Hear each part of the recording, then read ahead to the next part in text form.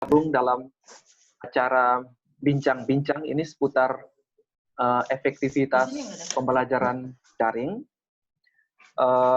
Kita beruntung pada sore hari ini hadir di tengah-tengah kita dalam Zoom ini Pak Teguh Yuliawan, seorang praktisi pendidikan, dan juga Pak Andika yang kesehariannya selain sebagai psikolog juga sebagai dosen di Universitas Widya Mandala Surabaya. Saya pertama-tama mewakili kelompok Ide Sejuk. Kami mengucapkan banyak terima kasih kepada Bapak Teguh Yuliawan dan juga Bapak Andika, karena di tengah-tengah kesibukan beliau sebagai aktivis pendidikan, praktisi pendidikan, dan juga psikolog dan dosen, masih meluangkan waktu untuk hadir dalam diskusi, dalam bincang-bincang untuk membagi sedikit hal yang berkaitan dengan pembelajaran daring kepada kami. Terima kasih sebesar-besarnya Bapak berdua. Kami tidak bisa membalas jasa Bapak berdua, tapi keyakinan kami bahwa Yang Maha Kuasa akan senantiasa memberikan kemudahan dan kelancaran dalam karya dan aktivitas Bapak berdua. Mewakili Ide Sejuk, kami juga mengucapkan banyak terima kasih kepada rekan-rekan yang sudah berpartisipasi, bergabung bersama Ide Sejuk pada sore hari ini. Semoga apa yang kami inisiasi dan topik yang hari ini kami bawakan memberi manfaat bagi rekan-rekan semuanya. Oke, sebelum saya memberikan kesempatan kepada Pak Bill selaku moderator, ya, memoderatori acara ini, mungkin izinkan saya secara singkat memperkenalkan profil Ide Sejuk, kelompok kecil ini. Rekan-rekan semuanya, Ide Sejuk yang bermarkas di Surabaya ini diinisiasi oleh kami bertiga. Pertama Pak Bill Halan, seorang pemret, warta Flobamora, dan juga sekaligus sebagai dosen di Universitas Ciputra, Widya Mandala, dan juga Dharma Cendika. Lalu yang berikutnya itu Pak Yohanes Halan, itu seorang akuntan dan juga konsultan pajak. Kalau rekan-rekan punya persoalan di bagian keuangan, jasa keuangan, dan juga mau berkonsultasi, bisa menghubungi Pak Yohanes Halan di kantor jasa akuntan KJA YF Halan. Dan juga saya sendiri, John Sinartawolo, juga sebagai dosen LB di UC dan di Ubaya. Oke, kami menginisiasi kelompok kecil ini sekedar ini menjadi wadah bagi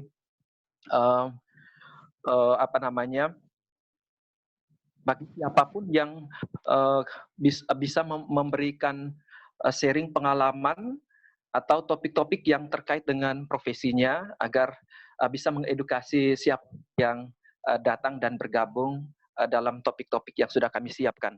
Oke rekan-rekan, kami secara berkala, ya, acara ini digelar secara rutin tiap 2 mingguan. Kemarin agak molor, kami mengadakannya sebulan untuk yang terakhir kalinya.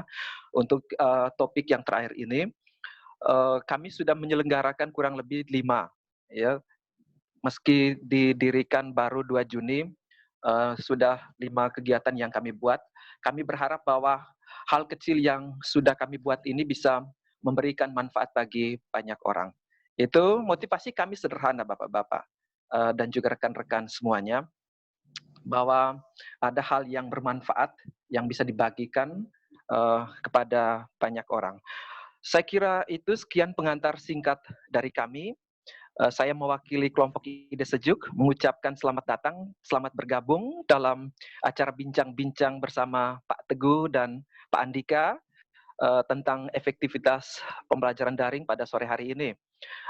Semoga diskusi berjalan dengan baik dan bermanfaat bagi kita semua. Oke, Pak Bill, silakan melanjutkan acara selanjutnya. Saya kira dengan diskusi dan juga mungkin perkenalan profil singkat dari pembicara. Terima kasih. Selamat sore. Oke, terima kasih Pak John. Ya, Pak Andika, apa kabar? Bisa nyalakan phone-nya, mikrofonnya? Oke. Oke, sehat Pak Andika? Iya, Pak Teguh. Apa kabar Pak Teguh? Oke, Pak Teguh kan belum. Oke, Pak Teguh. Oke, sudah masuk. Halo Pak Teguh. Halo Apa kabar semuanya, Pak Teguh? Pak Bill. Oh, Baik luar sekali. biasa. Baik sekali, lama kita nggak ketemu ya. Nah, Pak Teguh ini rekan-rekan sekalian, Pak Teguh sekarang berada di Bandung, ya Pak? Ya, Pak Teguh di Bandung confirm ya ada di sekarang? Bandung. Oke. Iya. Oke. Sedangkan Pak Andika di Surabaya. Surabaya aja, Pak. Benar. Oke, Surabaya aja gara-gara COVID, Pak Andika ya? Ya, benar. Nah, rekan-rekan sekalian, selamat sore. Kita bergabung di bincang-bincang dengan dua pembicara kita. Ada Pak Teguh sebagai praktisi di bidang pendidikan, lalu Pak Andika sebagai seorang psikolog, juga dosen. Dua pembicara ini saya kenal secara pribadi. Kalau Pak Teguh itu saya kenal sebagai seorang pemimpin yang tidak pernah lari dari masalah dan selalu punya solusi untuk setiap masalah. Benar Pak Teguh ya? Sekarang oke, Iya. Pak Teguh posisi terakhir sebagai kepala sekolah, Pak Teguh? Sekarang? Betul.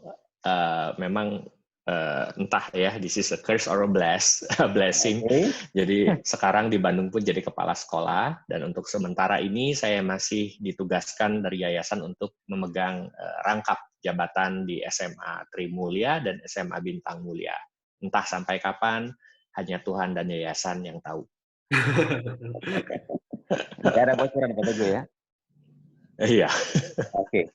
Nah, lalu Pak Andika itu sangat aktif di Instagramnya, sering memberikan pencerahan dari sisi psikologis untuk teman-teman yang mengikuti beliau ya. Pak Andika, apa sih akun Instagramnya? Mungkin teman-teman bisa ikut nanti. Boleh, psikolog Candy. Psikolog Candy. K-A-N-D-Y. Oke. Nah, hari ini kita ngobrol sedikit tentang pembelajaran daring, dan kita tahu bahwa cukup banyak orang tua yang mengeluh ya tentang kuliah daring ini. Katanya daring itu bikin darah tinggi, Pak. Jadi ini gurunya, mereka kadang-kadang mempersalahkan gurunya ada di mana kok gitu, ngasih tugas begitu banyak, kemudian akhirnya orang tua yang sibuk ngurusnya. Nah, ini hal-hal yang fenomena yang muncul di permukaan. Saya ke Pak Teguh dulu, kita langsung ngobrol aja Pak Teguh. Nah, siap. Pak Teguh orangnya progresif, jadi artinya sudah melihat jauh ke depan. Kalau kita baru satu langkah, beliau sudah 3 langkah ke depan. Karena Pak Teguh juga sering ngobrol tentang kira-kira bagaimana memberikan persiapan kepada anak-anak untuk memilih kuliahnya ya di bidang apa. Karena Pak Teguh sudah memprediksi bahwa ada beberapa pekerjaan yang itu akan digantikan oleh mesin misalnya, contoh gitu. Maka saya yakin Pak Teguh dalam kaitan dengan daring ini pasti punya pandangan juga progresif. Pak Teguh, ini kira-kira perkuliahan daring ini menurut Pak Teguh ini sebagai berkat atau kutuk nih Pak Teguh? Sebagai peluang atau sebagai masalah ini? Baik, ini jawaban saya langsung aja lah Pak Bill ya, karena saya pikir juga ini sangat to the point. Menurut saya ini semuanya. This is a blessing, also this is a curse. Ini istilah saja ya, ungkapan saja. Ini berkat sekaligus juga kutukan. Dalam arti, ya ini masalah ya, tapi juga ini menjadi sebuah keuntungan, advantage. Poin saya adalah, Pak Bill dan rekan-rekan juga Pak Andika, salam kenal juga. Saya yakin kita semua melihat hari ini tidak ada lagi sekolah yang bisa membanggakan gedungnya. Lah, nggak dipakai kok gedungnya. Hari ini tidak ada sekolah yang bisa membanggakan perpustakaan besar kalau mereka nggak punya e-library ya. Kalau mereka nggak punya akses ke e-library, buat apa? Semuanya tidak bisa diakses. Yang jadi masalah paling besar adalah, sadarkah semua sekolah bahwa sekarang adalah riset ini garis start itu diubah semuanya, riset semuanya, garis start. Nggak ada namanya sekolah favorit, nggak ada namanya sekolah gurem. Yang ada adalah sekolah yang paling siap menjalankan daring. Jadi kalau tadi Pak Bill tanya ini masalah atau apa nih ya? Menurut saya ini masalah yang istilahnya menolong setiap sekolah memiliki opportunity yang sama. Ya, kalau saya baca Alkitab itu istilahnya tahun Sabat, ya, jadi di mana semua posisi akan diriset lagi, semua kepemilikan tanah akan dikembalikan pada si pemilik, gitu ya, walaupun sudah dijual, diapain, tidak akan kembali lagi. Nah, poin saya sekarang sekolah itu kalau kita sebagai pelaku pendidikan cenderung pasrah, nerimo, maka sudah pasti secara perlahan posisi start dia akan terus ke belakang mundur, terus mundur, ya. Walaupun dia sekolah besar, punya muridnya ribuan, dia akan mundur, yakin saya. Kenapa? Karena sekarang orang udah mulai sadar bahwa pendidikan itu rupanya bisa ya dari rumah. Nah, mulai mikir. Kemudian yayasan juga bisa melihat bahwa ternyata kita tidak menggunakan tembok dan gedung sekolah pun ini bisa, dan pemerintah pun akhirnya terpaksa harus bisa memberikan blessing kalau bahannya nggak selesai. Nah, kurang lebih itu pandangan saya, Pak Bill. Oh, ini keren ini. Ini makanya saya bilang Pak Teguh itu pandangan jauh ke depan tuh tentang hal-hal kayak gini. Jadi mereka yang merasa ini sebagai sebuah kutukan nggak akan bergerak maju, Pak Teguh, ya, kira-kira begitu. Betul. Saya terlatih, Pak Bill, kalau melihat jauh ke depan itu saya terlatih. Jadi terlatih dengan menghadapi istri, ya. Nah, itu tinggal suami-suami terlatih nggak menghadapi istri, harus terlatih 3 langkah ke depan mikirnya. Nah, itu aja sih resepnya. Oke. Nah, itu menarik, Pak Teguh tadi, bahwa semua sekolah itu harus diriset kembali, semua mulai dari nol semua, Pak Teguh. Iya, betul. Nah, ini kan ada masalah, misalnya ada tempat yang mungkin akses internetnya susah misalnya. Ini kan hal yang sangat-sangat mendasar mental. Sedangkan ada yang mudah. Nah, Pak Teguh sejauh ini, pengamatan Pak Teguh, apakah semacam ada solusi dari pemerintah terkait dengan hal seperti ini? Misalnya, ada tempat yang cepat bisa sangat bisa mengikuti daring karena internetnya lancar, sedangkan tempat lain tidak. Nah, itu sejauh ini pengamatan Pak Teguh, apa ada diskusi dengan rekan-rekan di beberapa daerah yang Pak Teguh kenal? Apa keluhan paling mendasar mereka selain ini? Apakah juga ada kebijakan dari pemerintah untuk hal-hal seperti ini? Baik, pemerintah itu istilahnya kena kepung ya, kalau main catur itu skakmat semua langkah. Tidak akan ada langkah yang tepat untuk dilakukan pemerintah untuk semuanya. There is no one size fit for all. Jadi pemerintah itu bingung, ini ukurannya apa? Kita bicara sekarang di daerah. Di daerah teriaknya, jangankan kuota ya, sinyalnya aja kagak ada, gitu ceritanya. Maka kan itu berarti PR-nya besar. Itu yang harus diundang tuh investor, karena nggak mungkin juga pemerintah bangunin tower-tower untuk bangun ini dan menyediakan provider-provider. Itu harus investor yang masuk. Itu prosesnya kan nggak langsung hari ini, deal langsung besok jadi semuanya. Pemerintah udah susah di situ untuk daerah-daerah yang tertinggal.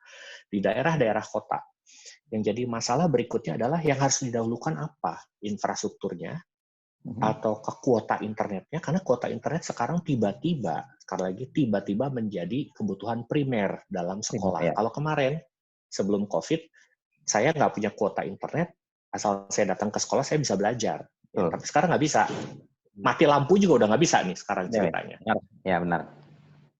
Makanya waktu banyak sekali berseliweran opini-opini ketika ibu-ibu terutama ya, berarti pendidikan itu hanya bisa diakses bagi yang punya kuota. Nah, dilematis kan? Kalau dijawab dari sisi kemanusiaan, masa sih orang punya hak akses ke pendidikan itu dibatasi oleh sesuatu hal yang sifatnya fisikal, tidak berkaitan dengan edukasi. Tapi kenyataannya itu adalah tools wajib. Sekali lagi saya garis bawahi.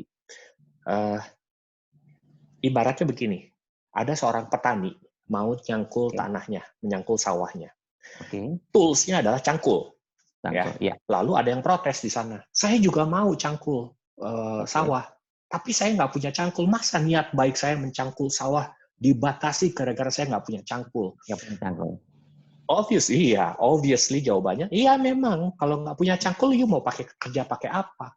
Nah akhirnya ketika ibu-ibu, banyaknya ibu-ibu sih ya yang nulis di broadcast WA itu, menyampaikan keluh kesahnya, aduh nggak ada kuota, nggak ada segala, masa pendidikan jadi ini, tidak adil pendidikan di Indonesia, which is all over the world sekarang sedang seperti itu. Jadi menurut saya, Pak Bill, kalaupun pemerintah bisa turun tangan, pasti ada yang jangka pendek, jangka panjang. Kalau saya ditanya, dan ini bisa sampai ke pemerintah, jangka pendeknya adalah pemerintah bisa memberikan regulasi mengenai harga internet supaya accessible, sangat accessible. Yang pemain paling besar Telkomsel, mungkin itu dulu bisa dibuka, ya. Karena kalau Telkomsel turun harga, segmen marketnya besar, semua pasti banting harga, udah semua gitu. Tapi yang jadi masalah, regulasi pemerintah belum nih. Saya juga nunggu belum. Malah Telkom ngasihnya paket-paket yang sifatnya kuotanya ditambah, tapi pakai produknya Telkom sendiri. Akhirnya kan nggak kepake juga. Contoh live meeting bisa, tapi dia harus registrasi dulu ke Telkomnya, company, corporate, wah panjang deh. Dan nggak mungkin diakses oleh rumahan. Yang kedua, jangka panjang, membangun infrastruktur. Itu aja. Terima kasih. Oke, baik. Pak Teguh, ini luar biasa. Ini semoga pemerintah mendengar apa yang Pak Teguh sampaikan. Ya, jangka pendek, jangka panjang. Nah, saya mau tanya ke Pak Andika. Pak Andika, sebagai seorang psikolog, pasti Pak Andika ngikuti juga di media sosial, karena Pak Andika aktif sekali di media sosial, terkait keluhan orang tua, juga keluhan ibu-ibu juga, anak-anak. Ada yang bermain di TikTok untuk memberi kritik terhadap hal itu. Ada saja tuh Pak Andika. Nah, Pak Andika, apa concern Pak Andika terakhir tentang tentang pembelajaran daring ini? Dari sekian banyak keluhan, apa yang menurut Pak Andika ini menarik untuk dilihat dari sisi psikologi? Oke, sebenarnya kan sekarang yang lagi heboh itu bukan tentang pandemi globalnya, tetapi lebih pada kehidupan kenormalan baru atau new normal gitu ya. Lalu saya kalau misalnya tanya tentang ini, jawaban saya tuh gini, sebenarnya kondisi new normal adalah kondisi yang seharusnya idealnya itu terjadi beberapa tahun yang lalu. Entah tahun 2015, 2014 yang lalu, di mana pembelajaran mulai mengarah ke online semua. Ya kan? Sehingga muncul-muncul modul pelatihan online, modul pembelajaran online, bahkan sekarang kan ada beberapa les-lesan juga kan sudah mulai online gitu ya. Betul. Tapi kondisi COVID ini mempercepat. Jadi kondisi COVID ini mempercepat kita untuk lebih cepat menggunakan perubahan-perubahan itu. Bahkan tidak hanya mempercepat, kondisi COVID ini memaksa kita agar supaya cepat untuk beradaptasi dengan situasi seperti itu dengan menggunakan semuanya online. Nah, concern saya adalah di sini tuh banyak banget yang secara mental, secara fisik itu kita nggak siap. Jadi saya melihat dari kacamata siswa itu tidak siap, guru tidak siap, atau pemerintah nggak siap. Orang tua juga nggak siap. Bahkan ya kalau misalnya mau sharing, kita juga sebagai pengajar pada saat pas kemarin COVID nyerang gitu ya bulan Maret, itu juga kita benar-benar shock banget Pak. Benar-benar itu secara mental kita, kok cepet banget perubahan seperti ini, nggak siap gitu. Nah, akhirnya yang concern saya lebih pada kesehatan, karena ini itu ya dari sudut pandang psikologi ya. Di bulan-bulan Maret, di bulan-bulan awal kena COVID, sepertinya saya belum bisa menunjukkan data sekarang. Concern terhadap kesehatan mental itu yang paling penting. Maksudnya salah satu yang penting yang harus diperhatikan gitu kan. Karena kan ini kan pandemi global, dan ketika pandemi global itu terjadi kan otomatis perubahan, tekanan, stres gitu terhadap mentalnya kita itu kan besar banget gitu ya. Dan ketika kita nggak bisa ngatasin itu, otomatis kita bisa menjadi sangat tertekan dan kita nggak bisa produktif gitu. Benar-benar. Itu yang menjadi sangat concern ke saya. Apalagi ketika kita main dalam konteks sarana media sosial gitu ya, berbagai berita itu banyak banget yang negatif gitu kan. oh pemerintah nggak bisa nanganin COVID, oh guru-guru pada protes, oh orang tua pada Ya. ngomel-ngomel, oh siswa-siswi itu nggak bisa belajar, mahasiswa nggak bisa beraktivitas. Akhirnya Benar. semua informasi itu masuk ke kita pinjam istilahnya anak muda gitu ya, kita menjadi overthinking banget, dan akhirnya itu menyebabkan kesehatan mental kita nggak bagus. Dampaknya yaitu mostly pekerjaan-pekerjaan kita, aktivitas kita itu menjadi nggak produktif juga. Itu sih yang aku concern. Makanya kemarin kalau misalnya teman-teman ngikutin Instagram itu saya lebih banyak informasikan gimana sih cara pengelolaan diri, cara untuk handling stres, cara untuk handling situasi seperti ini gitu. Karena kalau misalnya kita nggak menangkal dengan berita-berita positif, hal-hal yang menyemangati, saya nggak bisa bayangkan kesehatan mentalnya kita seperti apa. Seperti itu sih concern saya, lebih pada kesehatan mentalnya, Pak. Dika bilang kesehatan mental jadi concern ya. Emang Iya. kalau overthinking itu bisa ya? Bisa jadi masalah ya? Soalnya kan yang saya perhatikan ya, dan juga sering juga daripada klien-klien itu kan mereka pada bilang, ini sekolah gimana nih? Gimana cara kita untuk belajar? Bahkan ini ya, tetangga sendiri ya Pak, ya tetangga sendiri, ngapain aku nyekolahin anakku waktu itu TK ya, dia masih TK, ngapain aku nyekolahin dia TK? Padahal sama aja gitu ya, sekolah cuma ngasih misalnya kayak worksheet gitu kan, dan itu bisa dikerjain di rumah. Terus misalnya juga cuma disuruh, Mam tolong ya beliin bola, kemudian nanti aktivitasnya dikirimin. Nah, ternyata kebetulan juga mother-nya ini tuh cukup aktif di di internet ya. Dia juga searching, ternyata si guru ini di sekolah ini hanya mengambil bahannya dari internet. Gitu. Otomatis kan ngapain kita harus sekolah, ngapain kita harus bayar mahal gitu. Padahal bahannya aja bisa aku dapatkan di internet. Teknik-teknik pengajaran juga bisa aku langsung praktekkan di rumah. Itu sih yang menjadi concern-nya orang tua ya, khususnya kalau misalnya saya transpek dari rekan-rekan atau dari klien selama ini, seperti itu. Dan saya memang setuju sekali, betul. Nah, Pak Bill, sudah masuk lagi ya sinyalnya? Ya. Ya. Ya, sorry. Ini bagian dari daring juga. Iya. Ini juga bisa. Betul. Ini bagian dari tiba-tiba loss kayak gitu. Betul. Oke. Pak Teguh mau ngomong? Silakan. Mau lanjutkan dari enggak. Pak Andika?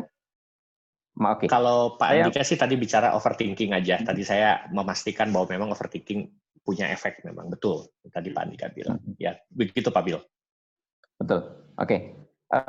Tadi Pak Andika udah ngomong tentang psikologi. Saya ingin kembali ke Pak Teguh dulu karena tadi Pak Andika bilang ini semua berada dalam kondisi di mana kita harusnya itu sudah terjadi, tapi kita dipaksa untuk masuk ke dalam suasana ini. Mau tidak mau harus ngikut kayak itu. Pak Teguh, saya ingin tahu Pak Teguh, di dalam sekolah itu apa ada semacam pembicaraan antara yang Pak Teguh tahu dari pendidikan, karena eksekusi di lapangan itu justru para guru ya Pak Teguh. Yang ketemu dengan siswa itu para guru. Yang memberi tugas itu adalah para guru. Para guru. Nah, kadang-kadang itu orang tua mengeluhnya gara-gara guru memberi tugas terlalu banyak atau hal-hal lain. Nah, saya ingin tahu gimana pembicaraan di tempat yang Pak Teguh lah sebagai contoh, kurang lebih untuk memberi informasi kepada publik, yang mungkin guru-guru juga hadir di sini, caranya gimana sih supaya persoalan yang di lapangan itu bisa kurang lebih diredam, dalam arti ada hal teknis yang tidak bisa dilakukan secara offline, itu dipindahkan ke online. Itu gimana strategi Pak Teguh di tempat Pak Teguh atau pembicaraan dengan rekan-rekan yang praktisi pendidikan? Baik, saya coba jawab semampunya Pak Bill ya. Ini pertanyaannya pendek, jawabannya setengah mati ini pasti ini.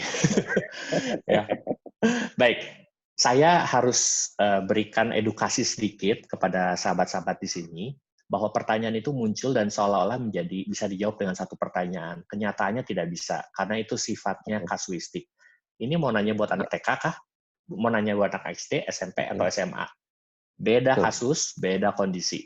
Jadi kalau bicara sama anak TK, betul, itu yang paling kena dampak. Karena apa? Anak TK gadgetnya belum ngerti. Ya, ngetik belum bisa di keyboard. Ya, untuk bisa dia screen time pun sangat mengganggu dengan fokus mata dia yang masih dalam masa pertumbuhan dan sebagainya. Lalu kalau misalnya listriknya mati, anak TK kan nggak ngerti. Itu colokannya gimana, chargernya harus pakai yang mana, belum ngerti. Kalau bicara seperti itu, maka guru jelas memiliki peran yang boleh dibilang sangat-sangat berat. Karena PR-nya dua, mengajar dan sekaligus mengajar materi dan mengajarkan anak menggunakan media atau tools. Lain cerita dengan kami di SMA. Di SMA masalah anak-anak tidak bisa menggunakan relatif nol. Karena secara natural mereka termasuk generasi yang native citizen of technology, ya, digital native citizen.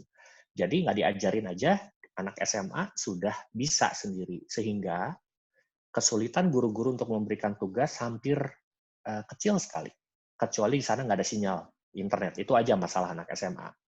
Jadi Pak Bill, kalau boleh, saya ingin mengajak semua rekan-rekan yang ada di sini untuk bisa berkepala dingin dan membantu kami, para pendidik, untuk bisa orang tua tuh mengerti. Kalau lu sekarang teriak-teriak susah, lu kira kita ngapain selama ini? Gitu kan ceritanya ya, bahasa orang Jakartanya, lu kira gue ngapain selama ini?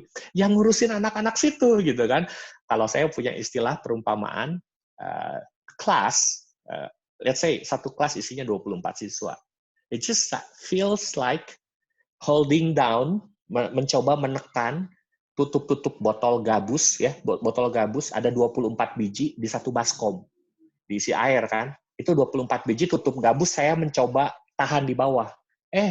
Itu sebelah plung, sebelah muncul, tutup di sini, sebelah sini muncul lagi. Gitu rasanya jadi guru itu. Ribet banget. Ditambah yang mereka urusin adalah 24 latar belakang keluarga yang berbeda. Yang satu gaya moderat, yang satu gaya otoriter, yang satu nggak bisa diem, yang satu super pendiam. Apalagi kita guru-guru selama ini di sekolah. Nah, ketika orang tua kebagian darah dagingnya sendiri, DNA-nya sendiri, yang diurusin, nggak mau, betul. Overthinking-nya baru kerasa gitu. Nah, saya bukannya nyukurin, tapi saya cuma mau bilang, ayolah, kita bersikap bijak.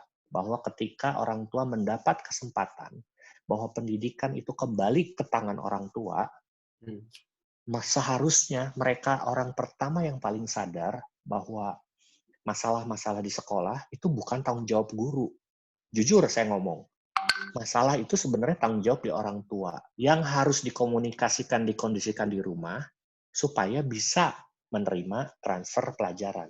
Because school is not only transferring knowledge. Kita dibayar mahal itu kalau boleh dibilang ya, anggaplah begini ya, gaji guru itu Rp1.000 per bulan. Ya, Rp200 itu dipakai untuk ongkos transfer ilmu. Rp800-nya itu buat ongkos makan hati, gitu istilah saya. Kenapa? Karena jadi guru itu harus mendisiplinkan anak. Anak orang loh, bukan anak sendiri loh. Anak orang, 24 orang, satu kelas. Kalau dia pegang berapa kelas, kali aja sekian. Jadi orang tua kalau misalnya bisa bersikap optimis, inilah kesempatan anak-anaknya didisiplinkan di rumah supaya dia bisa ikut pembelajaran secara efektif dari. Basically, we need cooperation. Gitu, Pak Bill. Ya, Pak Teguh, itu menarik karena saya dari sisi sosiologis, misalnya saya melihat bahwa pembelajaran daring itu sebetulnya menggeser kultur dari sekolah ke kultur ke rumah, gitu ya. Betul ya. Betul. Dan ya, jadi kultur dari sekolah itu kita pindahkan kultur rumah, dan di rumah itu punya kultur sendiri, maka terjadilah namanya crash bentukan. Dan kita mengalami apa yang disebut dengan goncangan secara kebudayaan gitu. Ya, itu pasti ada. Maka kayak orang tenggelam itu kita mencari itu kira-kira pegangan di mana itu semuanya. Dan yang terjadi kita mempersalahkan, kurang lebih seperti itu. Saya ke Pak Andika. Pak Andika, tadi Pak Teguh sempat singgung bahwa kalau kita ngobrol itu kayaknya luas banget tuh per tingkat TK, SD, masing-masing pasti punya persoalan. Nah, sebagai seorang psikolog pasti paham betul tentang psikologi perkembangan anak dari tingkat-tingkat tertentu. Nah, apakah Pak Andika bisa beri pendapat kira-kira mana yang paling rentan nih dalam situasi ini? Pak Teguh sudah bilang soal teknis, oke, ada yang anak PAUD itu kesulitan. Tapi Pak Andika dari sisi psikologis, kira-kira dari seluruh mana yang paling rentan secara psikologis kalau misalnya mereka tidak didampingi dengan baik dan kalau mereka stres? Itu mana yang paling rentan? Oke. Nah, sebenarnya sih belum ada penelitian yang menggambarkan mana yang lebih rentan antara tingkatan pendidikan, karena saya setuju juga dengan Pak Teguh bahwa di setiap tingkatan itu punya permasalahannya masing-masing. Tapi ketika kita ngomongin tentang pertingkatan itu, kita akan mengenal dengan yang namanya tugas perkembangan psikologi, gitu ya. Jadi setiap tahapan usia di situ akan ada tahapan tugas perkembangan. Nah, kita bagi menjadi beberapa bagian. Yang pertama bagian anak-anak ya. Bagian anak-anak ini kan tugas perkembangannya adalah mereka mulai melatih motorik halusnya, mereka mulai melatih tentang mengenal dunia, mengenal perannya, dan ketika orang tuanya bisa taking care dengan hal itu, dan dibantu juga oleh guru-guru juga dengan memberikan tugas-tugas yang sesuai dengan tugas perkembangan, saya rasa itu nggak terlalu masalah, kayak gitu ya. Ya memang sih, dalam hal ini, orang tua itu perlu effort juga untuk, dalam tanda kutip, belajar bersama anak, dan sometimes ketika orang tua itu tidak terbiasa untuk menghabiskan waktu dengan anaknya, dia akan merasa sebagai beban itu ya, dan itu sebenarnya yang tekanannya itu lebih pada ke orang tuanya, bukan ke anak-anaknya, seperti itu. Kemudian kita masuk ke fase yang kedua, adalah fase remaja, di mana itu tingkatannya kurang lebih SMP dan SMA. Nah,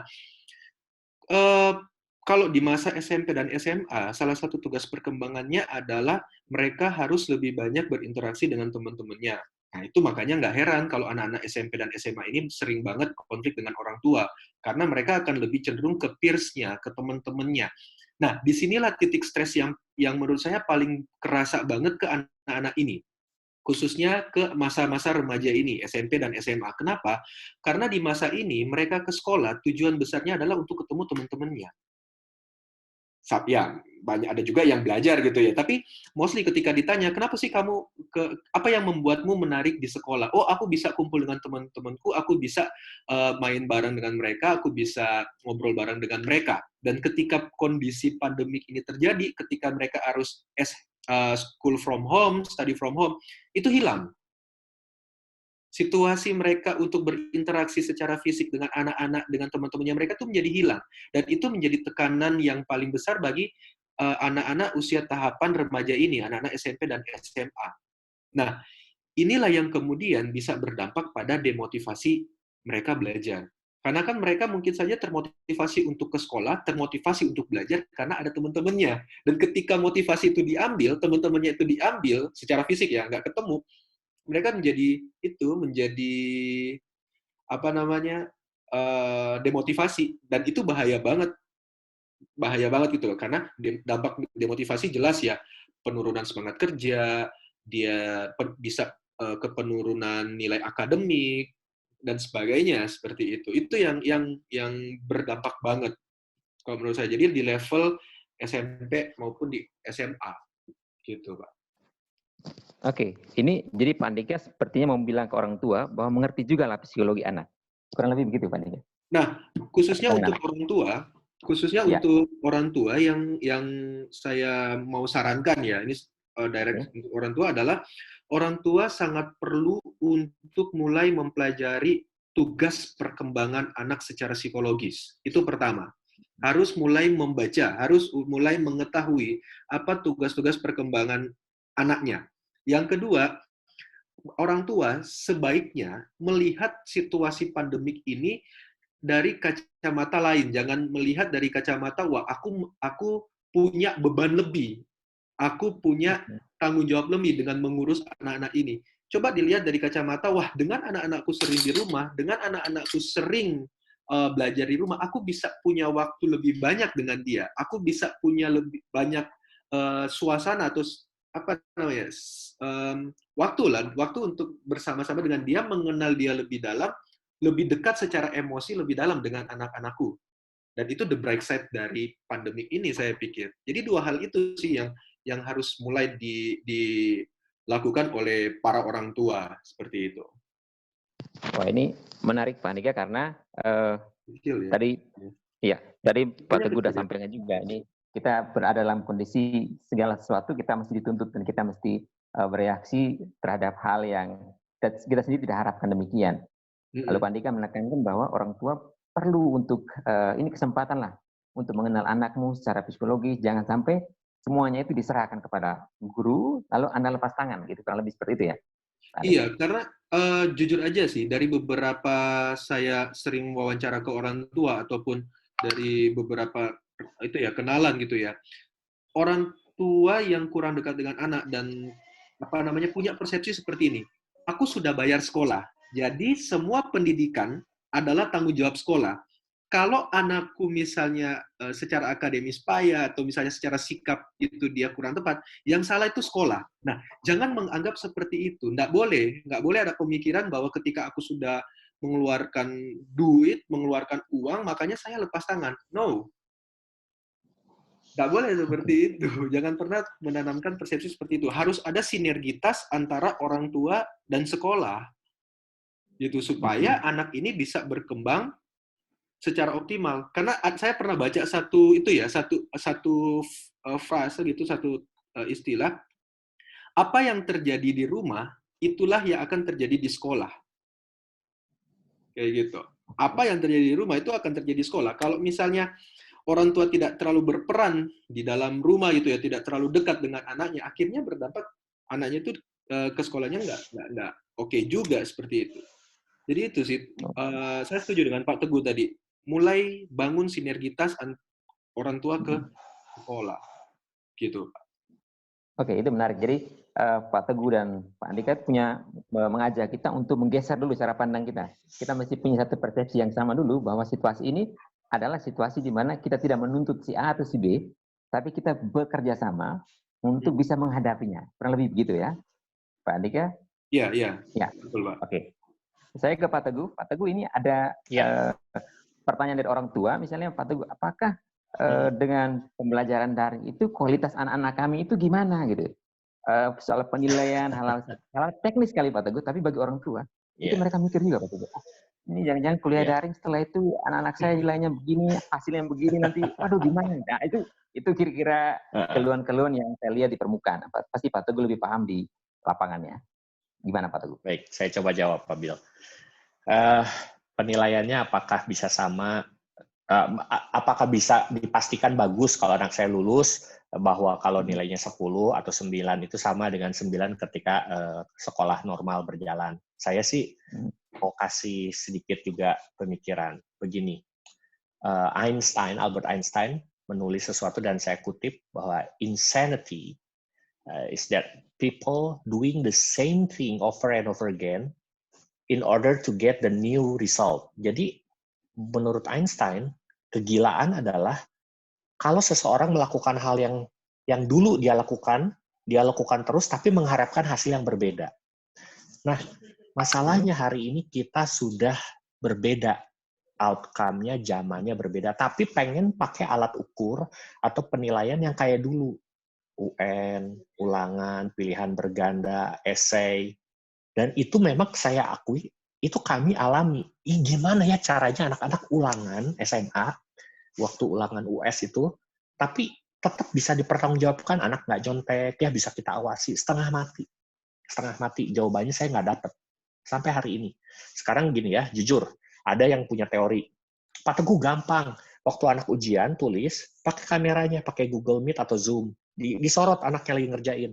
Ya, Bapak Ibu pernah SMA nggak sih? Atau lompat dari TK langsung tiba-tiba kuliah? Kan enggak. Bapak Ibu pernah SMA. Semua cara nyontek itu ide briliannya muncul waktu usia SMA. Ya. Jadi kalau misalnya di sini kamera, Pak Andika pasti ngerti banget di psikolog, soalnya kelihatan gaul banget sama anak muda. Di sini ujian, handphone, WhatsApp di sebelah kameranya Zoom, nanti guru lesnya tinggal kirim aja jawaban WhatsApp-nya. Ya.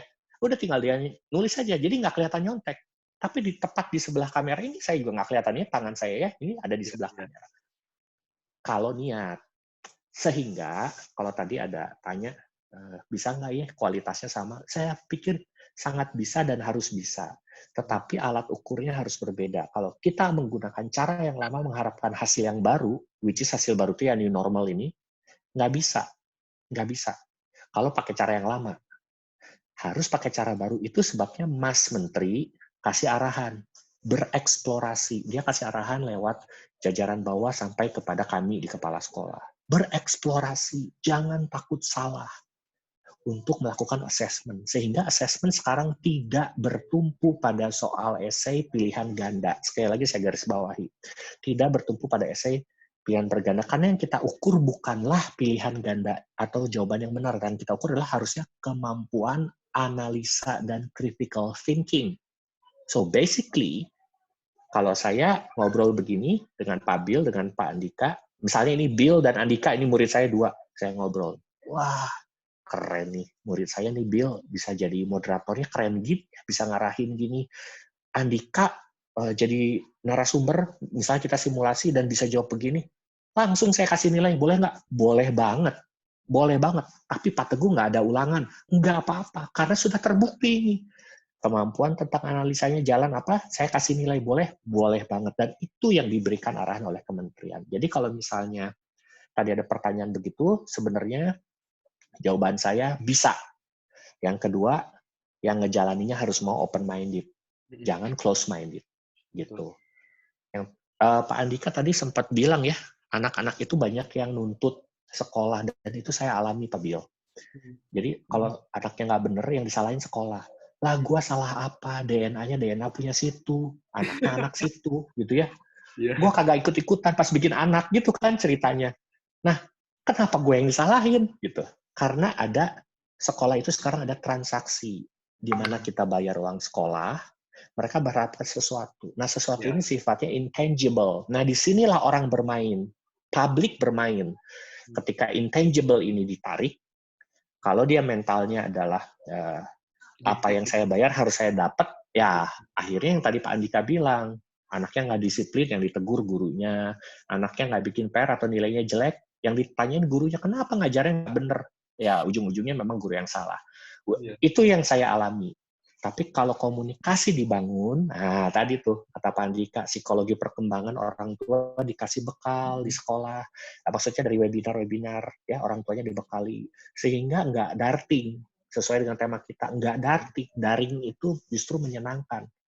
Anak-anak nilainya lebih bagus, Pak Bill. Ya, mungkin saya lompat topiknya, tapi dari pengalaman saya, rata-rata nilai anak itu shifting ke atas. Dan kecenderungannya semua anak, ya walaupun nanti ada persentase yang tidak. Yang nilainya bagus, langsung lebih bagus lagi. Yang nilainya biasa-biasa, jadi bagus. Yang tertinggal adalah mereka-mereka yang biasanya keep complaining. Nah, itu aja, Pak Bill.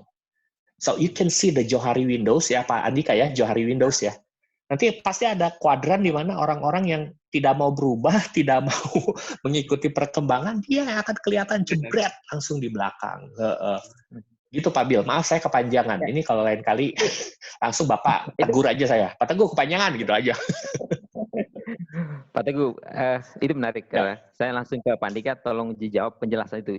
Jadilah apa tadi Pak Teguh istilahnya? Johari Windows.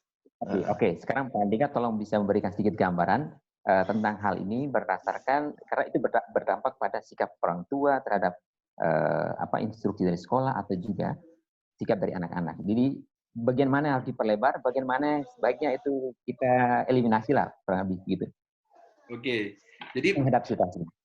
Gini, yang harus baik guru, baik sekolah maupun orang tua dan siswa ya, 3 komponen ini, yang pertama yang harus dilakukan adalah kita harus mau, bukan harus mampu, tapi harus mau untuk menerima keadaan ini.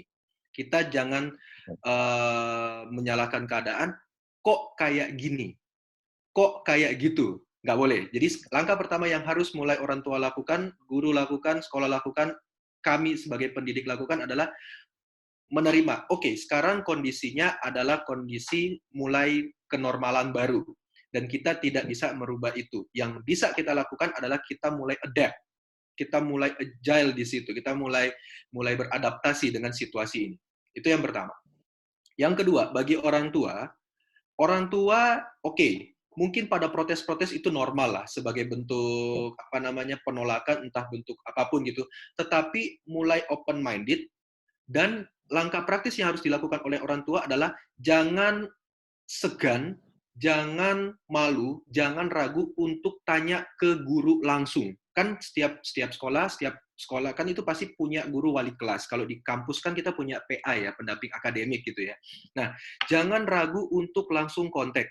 Tapi nggak tahu apakah di sekolah juga sudah itu ya, apa namanya, memberikan kontak guru wali kelas atau gimana? Sudah ya kayaknya ya Pak Teguh ya, harusnya ya. Seharusnya standar sudah seharusnya, betul. Standar Harusnya standar. kayak gitu. Mm-mm. Nah, ya Betul. itu makanya. Jadi orang tua yang harus mulai kontak pribadi ke gurunya. Pak, Bu, apa yang bisa saya bantu? Apa yang bisa saya kontribusikan paling tidak untuk membantu anak kita, untuk memfasilitasi anak kita ini supaya mereka belajar lebih baik. Itu dari segi orang tua. Itu cara praktis yang bisa dilakukan mulai kapan? Mulai besok Senin mungkin pada saat per sekolahan sudah dimulai.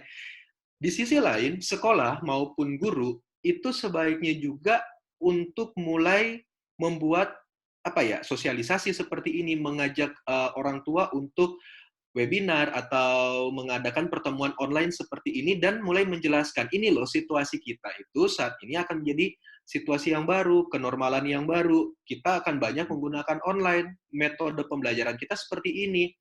Masalahnya adalah meskipun belum normal, belum new normal, dulu waktu sebelum pandemik, orang tua diajak ke sekolah untuk pertemuan orang tua itu jarang ada yang mau. Iya nggak Pak Teguh? Iya kan ya? Betul Orang tua banget, betul banget. sekolah udah siapin materi yang bagus, udah siapin seminar yang oke, sudah siapin tempat yang wow gitu ya, konsumsi juga enak gitu ya. Mau diajak orang tuanya, pasti orang tuanya alasannya apa? Aku kerja, aku sibuk masak, aku sibuk arisan. Ya nggak bisa gitu. Jadi gitu ya. Bapak Ibu sekalian, ayo mulai hari Senin nanti coba mulai paling gampang kontak wali kelas mereka. Wali kelas anak Anda masing-masing tanya, "Pak, Bu, apa yang bisa aku lakukan untuk mendukung anakku itu?" Dan yang untuk eliminasi yaitu pemikiran-pemikiran bahwa aku sudah bayar ke sekolah ya, itu tanggung jawab sekolah. Itu pikiran-pikiran yang harus dieliminasi. Kalau pemikiran atau persepsi itu tidak dieliminasi, sampai kapanpun saya jamin kita yang selalu complaining pasti akan terus complaining. Dan ketika kita terus complaining, Bapak Ibu, jujur aja secara psikologis itu tidak akan membuat mental kita menjadi sehat. Kita menjadi ngedumel terus. Ketika kita ngedumel terus, pikiran kita macam-macam, bisa jadi overthinking, akhirnya bisa menjadi tekanan batin bagi kita. Dan sekali lagi itu tidak bagus untuk kesehatan mental kita. Kayak gitu. Bisa lebih marah-marah, bisa lebih emosian, kayak gitu. Seperti itu. Nah, itu menarik tuh. Saya ke Pak Teguh dulu. Pak Teguh, Pak Niko udah bilang tuh, mesti ada komunikasi antara orang tua dan guru. Pak Teguh mungkin berikan macam tips atau bukan tips, sepertinya strategi atau pengalaman Pak Teguh untuk mengatasi persoalan waktu masih offline. Dan sekarang online itu pergeserannya seperti apa, terus kesulitannya seperti apa Pak Teguh? Oke, baik. Kesulitannya adalah ketika saya harus menghadapi rekan-rekan orang tua yang masih belum bisa embrace the condition. Tadi yang Pak Andika sudah bilang, terima nih keadaan, nggak bisa. Banyak faktornya, Pak Bill. Dan kalau itu sudah terjadi, memang prosesnya lebih panjang. Bukan nggak mungkin, panjang. Karena apa? Kalau dia masih dalam tahap denial itu, ini COVID sebentar lagi juga beres. Ini COVID sebentar lagi balik normal kok, sebentar lagi balik ke kelas segalanya. Kenyataannya, semua industri itu mati.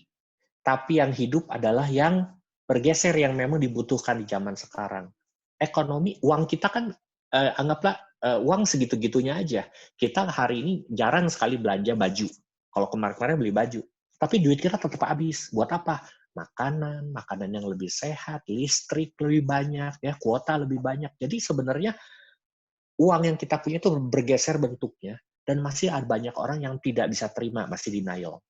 Kalau udah begitu, tipsnya adalah memang harus orang berotoritas yang masuk ke orang tua murid. Jadi siapa? Yang pertama pasti kepala sekolah. Yang kedua adalah guru-guru wali kelas, karena biasa mereka berotoritas terhadap orang tua. Maka sekolah yang baik, biasanya tanda-tandanya guru-gurunya top. Bukan kepala sekolahnya, gurunya yang top. Karena yang tadi Pak Bil bilang di awal, yang terjun di lapangan langsung itu guru-guru loh. Jadi kalau guru-gurunya tidak dibekali dengan hati untuk nerimo, ya mengajak orang tua terima, kita nggak bisa move on.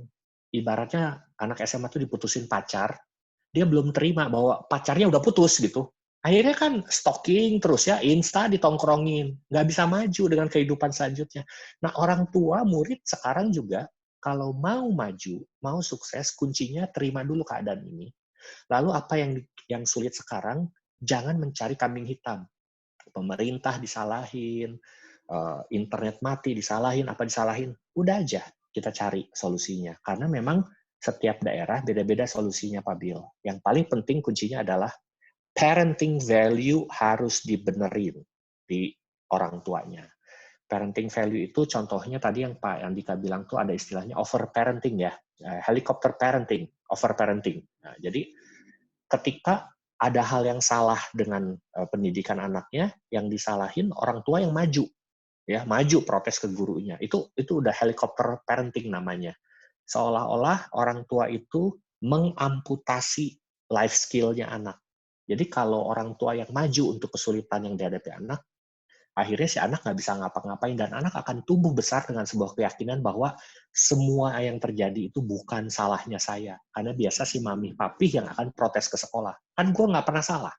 Itu yang di efek negatif dari helicopter parenting. Maka, Pak Bill, menurut saya akan sangat efektif kalau orang tua mau merubah cara pikirnya. Sekarang ini musim COVID. Education start from the family, dari family di rumah. Maka kalau misalnya orang tua tidak mau ambil bagian dalam pendidikan seperti dulu, kan dulu mah drop anak jam 7 pagi, ntar pulang jam 3 sore, jam 4 sore itu lepas tangan orang tuanya. Nah, nggak bisa kayak gitu sekarang. Nggak bisa. Sekarang baru ngerasain nih orang tua. Ketika anaknya ternyata nggak ngerti bahan, dikasih soal dia gagal, orang tua yang emosi. Anak gua nggak bisa dapat 100, malu. Akhirnya dia protes, menyalahkan internet, menyalahkan kuota, menyalahkan gurunya ngajarnya nggak jelas. Ya, ada yang begitu ada. Tapi ada juga yang memang benar-benar karena kuotanya nggak ada, Pak Bill. Sehingga harus ngumpul di satu rumah temannya, walaupun jumlahnya hanya 5 orang. Yang punya pulsa, yang punya internet, baru mereka bisa belajar. Nah, itu kan benar-benar prihatin, dan itu memang benar-benar perlu. Tapi yang di kota biasanya berlindung di balik kondisi-kondisi orang-orang yang susah. Nah, itu yang saya harus ajak supaya orang tua jangan mau. Jangan mau untuk mengasihani diri. Ayo cari jalan keluarnya. Malu, truk aja gandengan ya, istilahnya iklan-iklan itu ya, truk aja gandengan gitu. Dia aja punya usaha buat cari pasangannya. Nah, kita manusia, masa kita mau nyerah di tengah jalan gitu, Pak Bill, dengan kondisi begini? Ayo dilawan gitu. Sama-sama, sekolah juga pusing, kepala sekolah apalagi pusing. Penyakit paling besar tuh gini, Pak Bill, minta diturunin uang sekolah.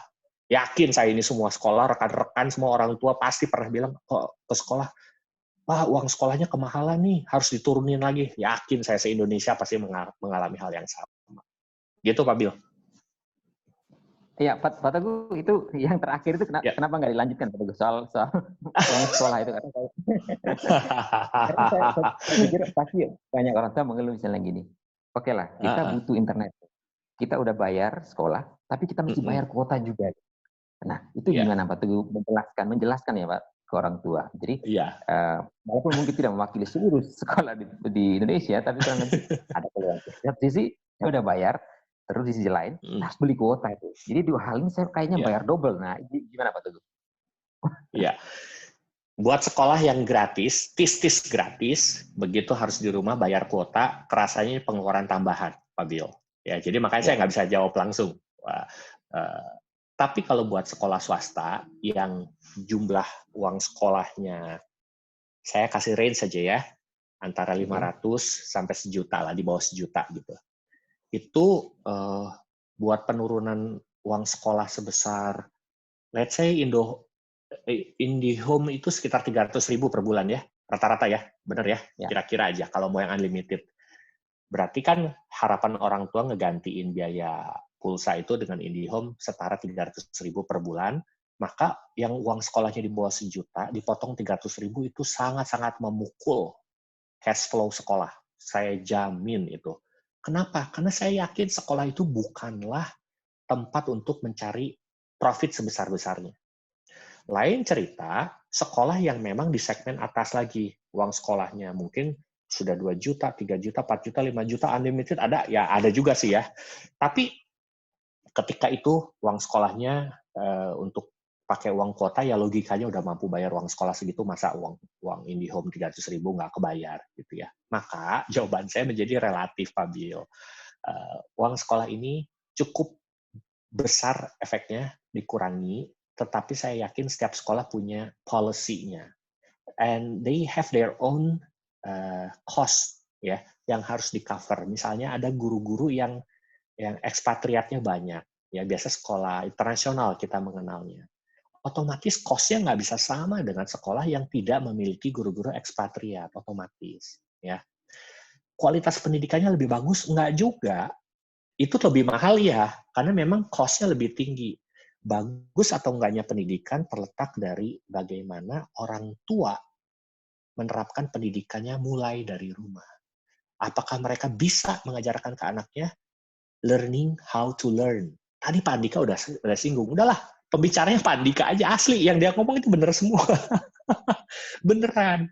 Mulai dari rumah, mau nggak diajarin gitu. Udah bener yang tadi dibilang. Oke, itu menarik. Ini Pak Andika sebenarnya Pak Teguh lagi minta Pak Andika ngobrol sedikit tentang tema ini. Jadi Pak Andika, ya Pak Andika tadi Pak Teguh ngomong tentang, oke ini kita ke ini ya orang tua ya, pendamping segala macam. Nah, Pak Andika ada pertanyaan dari peserta, ini dari Yohanes Button.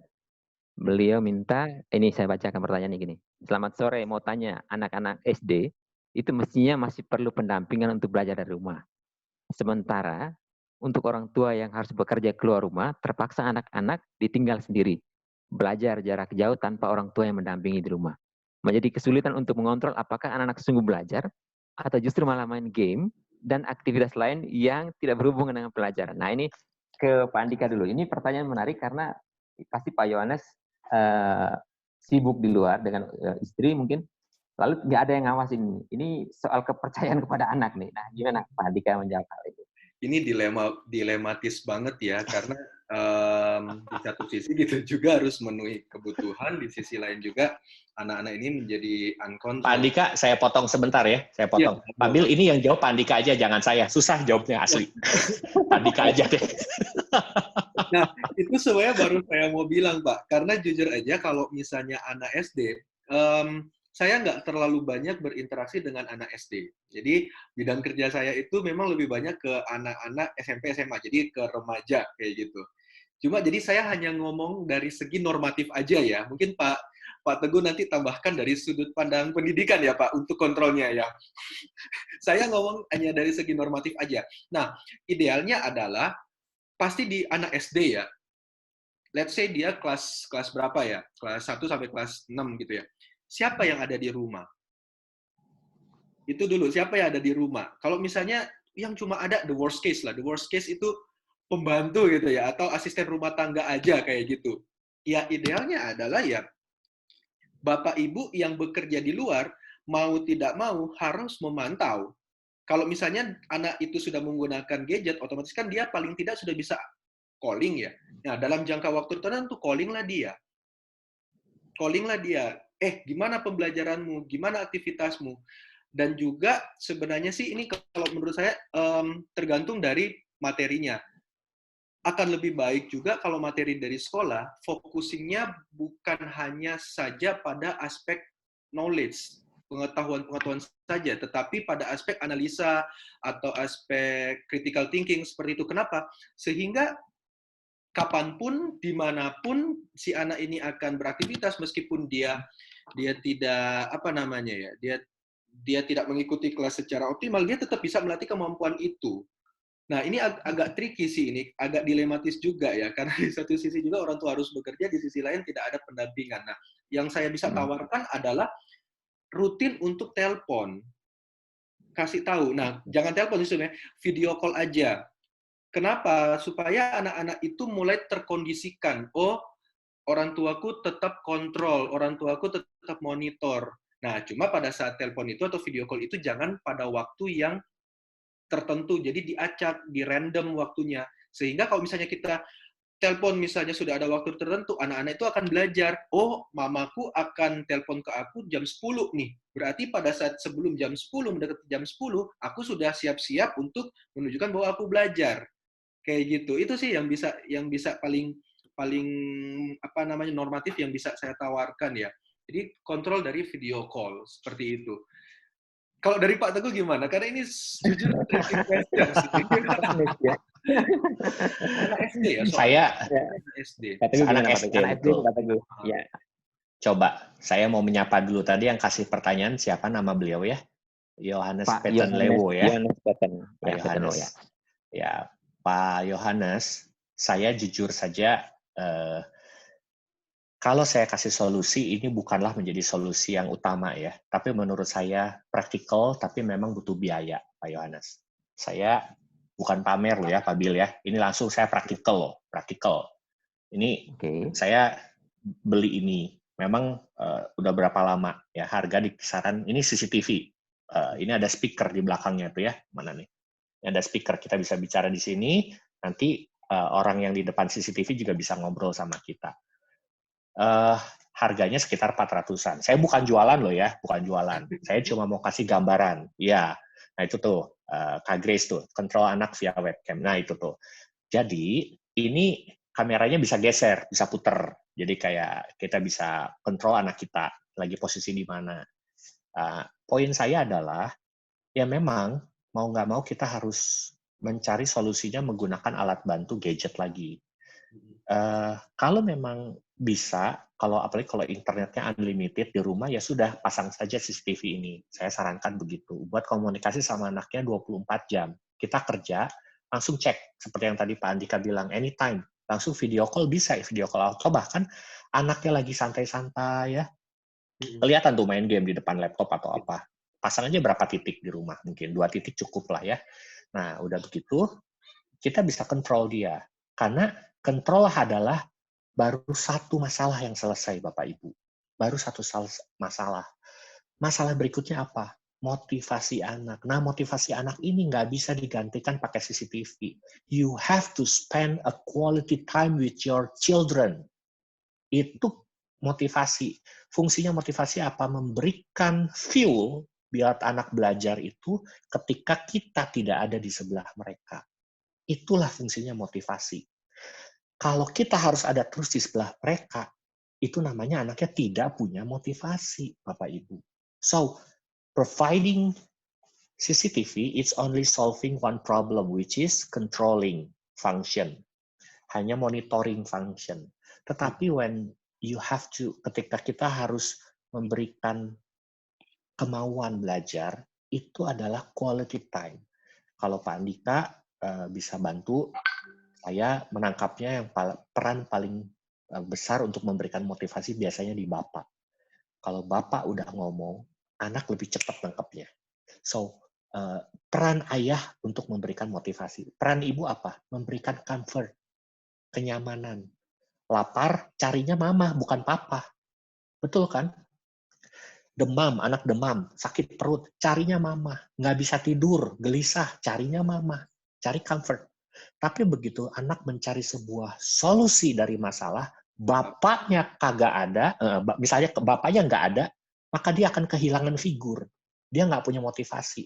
Tapi sebaliknya kalau bapaknya ada, nah saya yakin sekali ketika nanti papanya lagi kerja, mamanya lagi kerja, pesan-pesan si papa waktu quality time itu menyelesaikan masalah-masalah dia, itu yang masuk dan itu yang dia bawa terus untuk melakukan pembelajaran tanpa kehadiran ayah ibu. Dan itu lebih mahal daripada uang apapun di dunia. Salam super, Pak Bill. Udah kayak acara motivasi aja. Kayak Mario Teguh ya. Iya. Keren, Pak.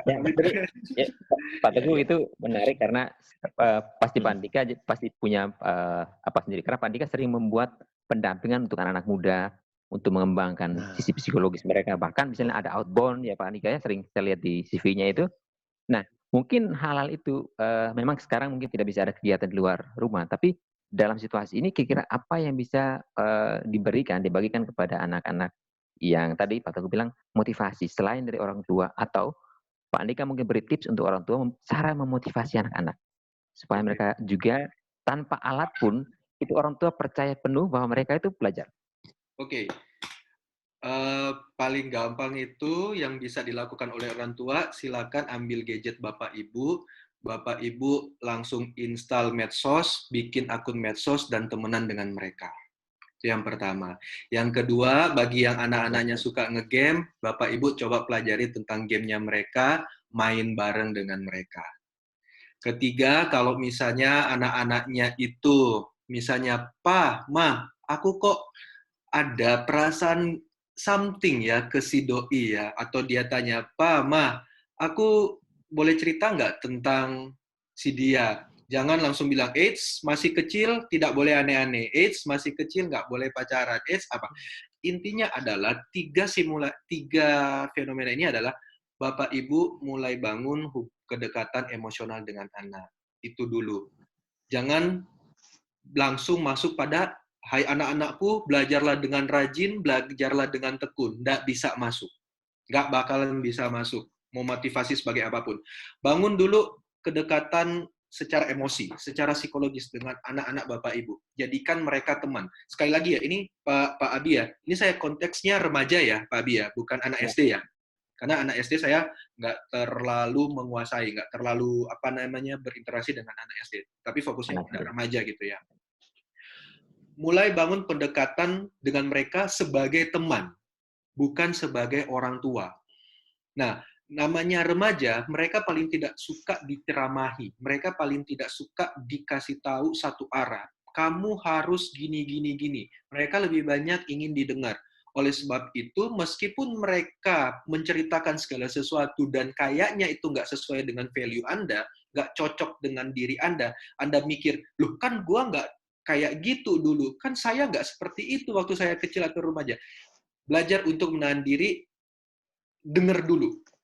Dengar dulu. Meskipun udah, "Kamu kok gini sih pemikirannya, kamu salah, kamu itu." Wes tahan dulu, gitu ya. Jangan dulu memberikan respon. Kalau ketika sudah membangun komunikasi, "Oh gitu ya, terus menurutmu seperti apa?" Sudah tercipta diskusi yang enak, baru Anda masukkan value-value Anda.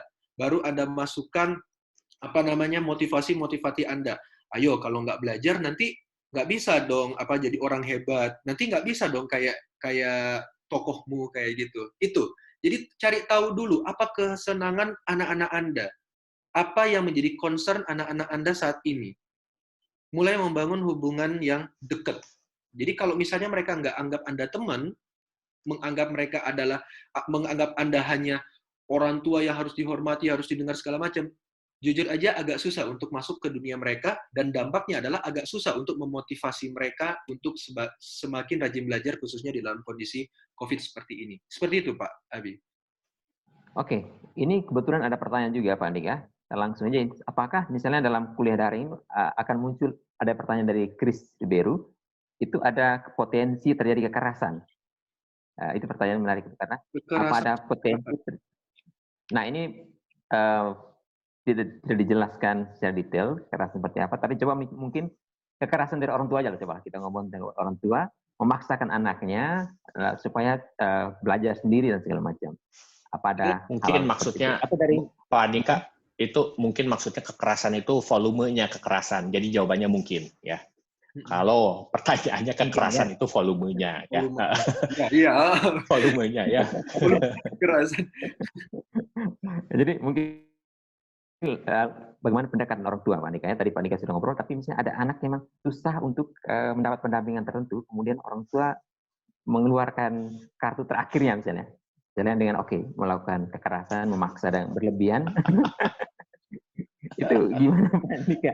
Karena mungkin orang tua ini berpikir, saya tidak punya cukup waktu untuk mengurus anak ini. Cara yang menurut dia paling efektif kan dulu itu seniornya orang tuanya mengajarkan dengan cara seperti itu, dan itu efektif untuk waktu itu. Dia pikir ini mungkin konteks sekarang efektif juga. Nah itu bagaimana kira-kira memberi masukan ke orang tua yang seperti ini Pak Andika? Itu memang tergantung budaya ya, karena memang ini saya ngomong kalau misalnya orang tua di Manado ya, kebetulan saya dari Manado ya. Jadi di Manado itu, di kenalan-kenalan kami di Manado, masih banyak loh orang tua yang sekarang yang mendidik anak-anaknya yang generasi Z itu masih pakai sistem mukul, kalau misalnya nggak dengar itu dijiwit, itu masih ada kayak gitu ya. Itu sering banget cerita. Nah, saran saya adalah kalau anak zaman sekarang mau kita pukul kayak mau kita bentak kayak mau kita kekerasan fisik, oke, dia mungkin akan apa ya, nangis atau apa gitu. Tapi pertama itu akan membekas di hati mereka. Itu akan menjadi satu situasi traumatik bagi mereka dan itu bisa berdampak pada tahap perkembangan berikutnya, itu pada masa dewasa awal. Dan itu bahaya banget sih kalau menurut saya. Gitu. Dan kemudian yang kedua adalah oke, mereka akan takut ke Anda ketika Anda melakukan kekerasan. Mereka akan dengar ke Anda, tapi mereka nggak akan respect ke Anda. Gitu. Oke, mereka akan dengar, oke, mamaku ketika aku nggak belajar, aku dipukul. Oke, aku akan belajar. Tapi dia tidak akan belajar dari belajar itu sendiri. Paham ya maksud saya ya? Jadi ketika kita memakai kekerasan, dia cuma takut ke Anda. Dan ketika dia takut ke Anda, apa gunanya? Masih mendingan dia respect. Oleh sebab itu saya mengajak ke orang tua yang tadi yang saya katakan, ayo mulai belajar tahap perkembangan remaja. Mulai belajar tahap gimana bisa positif parenting. Kalau di psikologi ada yang sudah mulai pendekatan positif psikologi ya, itu ada istilahnya positif parenting. Bagaimana parenting secara positif. Tapi bukan yang berpikiran positif, no. Coba Bapak Ibu sempatkan waktu untuk googling, untuk searching, gimana sih cara penerapan positif parenting secara praktis di anak-anak zaman generasi milenial saat ini, zaman generasi Z saat ini, kayak gitu. Itu yang bisa saya tawarkan, Pak Adi. Ya itu positif parenting, Pak Dika ya. Ya, itu ada. Itu banyak banget di internet sekarang untuk positif parenting. Dan itu membahas juga sih bagaimana menggantikan kekerasan fisik menjadi kekerasan bukan menjadi kekerasan. Itu ada teknik-tekniknya. Seperti itu. Oke.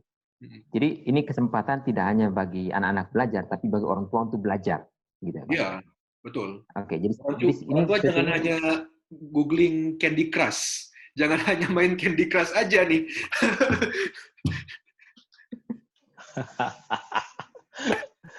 Iya, iya. Sayang ini di earphone. Kalau nggak di earphone, mungkin istri saya bisa denger tadi itu, Candy Crush itu. Oh, kalau saya ada lagi gamenya. Saya ada lagi gamenya, yang fighting ya. Yang fighting. Pak Bil, bolehkah saya tambahkan, Pak Bil? Boleh Pak Teguh. Ya. Sangat boleh. Jadi, kalau tadi dari kacamatanya kekerasan yang dalam versi orang tua, which is sangat kontekstual dengan pertanyaannya, kalau boleh saya tambahkan dengan cara pandang yang agak berbeda. Karena saya melihat, mungkinkah terjadi kekerasan dalam KBM daring? Jawabannya mungkin bukan kekerasan, tapi harassment atau pelecehan. Ya, itu mungkin, karena sudah ada kejadian, kasus. Saya waktu Februari, Maret, kira-kira bulan April, saya ingat banget, seorang sahabat saya, dia intens di pelayanan remaja, dia cerita, kok ada kasus nih, di sekolah swasta Kristen di Bandung sama di Jakarta dia terima laporannya. Dua hal serupa. Modusnya adalah nomor WhatsApp mengaku sebagai gurunya.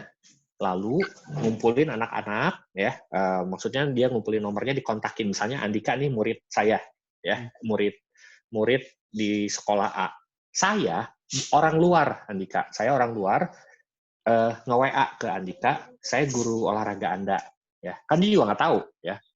Terus saya kasih tugas ini diikutin, ikut tugas, dan kemudian pelecehannya terjadi, minta foto yang aneh-aneh, pembicaranya udah aneh, karena itu sifatnya WhatsApp personal japri ya.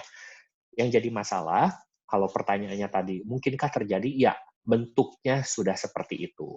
Kalau dulu waktu zaman sekolah belum online, bentuk kekerasan ya guru mukul atau murid juga membuli gurunya banyak juga.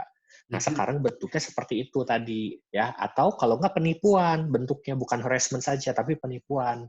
Jadi, begitu ngaku-ngaku tadi, anak-anak disuruh beli bahan pembelajaran di toko ini, toko itu, padahal kan bukan gurunya. Jadi, yang dapat keuntungan ya toko itu atau toko ini.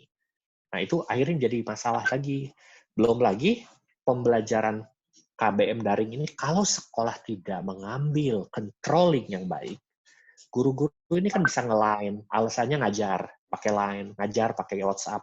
Itu tuh nggak kedeteksi mereka ngomong apa, mereka ngasih tugas apa, mereka bikin deal apa. Contohnya, kalau kamu transfer ke saya sekian juta, nanti kamu lolos deh, nilai kamu pasti beres. Kan kagak ada yang tahu.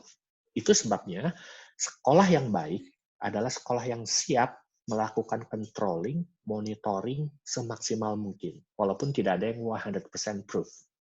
Gitu, Pak Bill. Itu aja yang saya tambahkan. Ya, itu menarik sekali Pak Teguh soal hal seperti yang kita kadang-kadang waktu belajar di sekolah itu hal-hal mungkin tidak muncul ya. Tapi waktu online segala hal bisa terjadi. Jadi di luar dari kontrol sekolah. Nah, Pak Teguh, apakah yang dimaksudkan Pak Teguh soal platform untuk pembelajaran online atau gimana Pak Teguh? Kalau untuk manajemen sekolah, iya, platform pembelajaran online harus dipilih oleh sekolah dan disepakati, dan sifatnya harus sifatnya harus wajib kepada si guru-gurunya. Kalau enggak, nanti saya sebagai kepala sekolah nggak bisa controlling, saya nggak bisa tahu dia ngasih tugasnya apa, aneh-aneh ntar tugasnya suruh belanja ini belanja itu, nggak boleh begitu kan. Saya harus punya control, seperti layaknya kalau saya offline sekolahnya. Nah, jadi itulah arahnya. Pak Bill, maaf, saya tadi tergelitik sekali. Ada pertanyaan nih, satu rekan yang nanya pembelajaran. Oh sorry, yang ini yang mau kuliah. Ini nih, Aida ya. Ini ada dari Ida ya, Aida. Ya. Jadi pertanyaannya Aida, itu gimana? Pak Teguh udah baca pertanyaannya? Boleh dibacakan lagi? Oke, saya bacakan lagi pertanyaannya. Bentar, Pak Teguh. Ida Pareme, sorry, saya baca aja, Ida Pareme. Buat Pak Teguh dan Pak Andika sebagai psikolog. Pertanyaan saya, ini persiapan yang harus dilakukan sama anak SMA dalam memilih jurusan di perkuliahannya kelak, dengan mempertimbangkan jenis pekerjaan apa yang akan eksis di 5 tahun ke depan. Nah ini mungkin bisa dijawab dalam konteks sekarang persiapannya seperti apa Pak, dalam kondisi pandemi ini ya. Pandemi. Kak Ida, yang pertama, hubungi psikolog. Sudah benar untuk mengetahui potensinya di mana, minatnya apa, bakatnya apa. Kalau minat bisa langsung ditanya ke anaknya. Tapi kalau tanya bakat, mungkin butuh bantuan psikolog yang baik, ya, bukan psikolog yang klinik. Jadi dibacanya cuma digini-gini dong. Oh, saya tahu ini kehidupannya seperti jangan yang klinik ya. Cari psikolog beneran. Nah, kalau udah tahu minat bakatnya, kecenderungannya apa, ya personality-nya seperti apa, baru saya jawab nih yang kedua, yang koma. Dengan mempertimbangkan jenis pekerjaan apa yang akan tetap eksis di masa 5 tahun ke depan. Pertama, harus sesuai dengan bakatnya si anak. Tapi secara umum, yang akan eksis di 5 tahun ke depan adalah semua pekerjaan yang bisa menggunakan platform digital. Jadi marketing, digital marketing. Health based on digital. Kedokteran, surgery, bedah yang bisa dilakukan dari jarak online jauh. Jadi sekarang kan dokter di Singapura bisa mengoperasi pasiennya yang ada di Afrika, begitu. Ya, itu memungkinkan semuanya.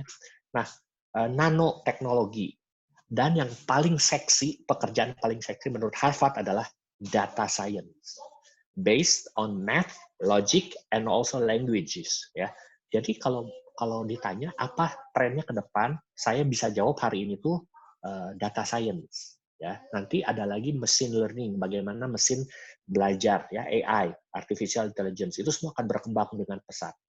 Tapi yang juga akan berkembang dengan pesat adalah perikanan, pertanian, karena semua bahan makanan akan semakin langka di dunia ini. Jadi kalau mau ikut tuh tren-trennya, ikutin banyak seminar, ya. Karena kalau saya kasih seminar, saya pasti akan kasih tahu tren-tren yang 5 tahun ini supaya orang-orang ngerti kalau masuk jurusan IPA atau IPS bukan cuma jurusan IPA doang yang keren. Sekarang itu anak IPA nanti kerjanya sama anak IPS, yang punya duit anak IPS. Gitu kan ceritanya Pak Bill ya. Nah, itu yang menarik. Nah, sekarang bagiannya Pak Andika tuh, yang psikolog tuh, bener nggak?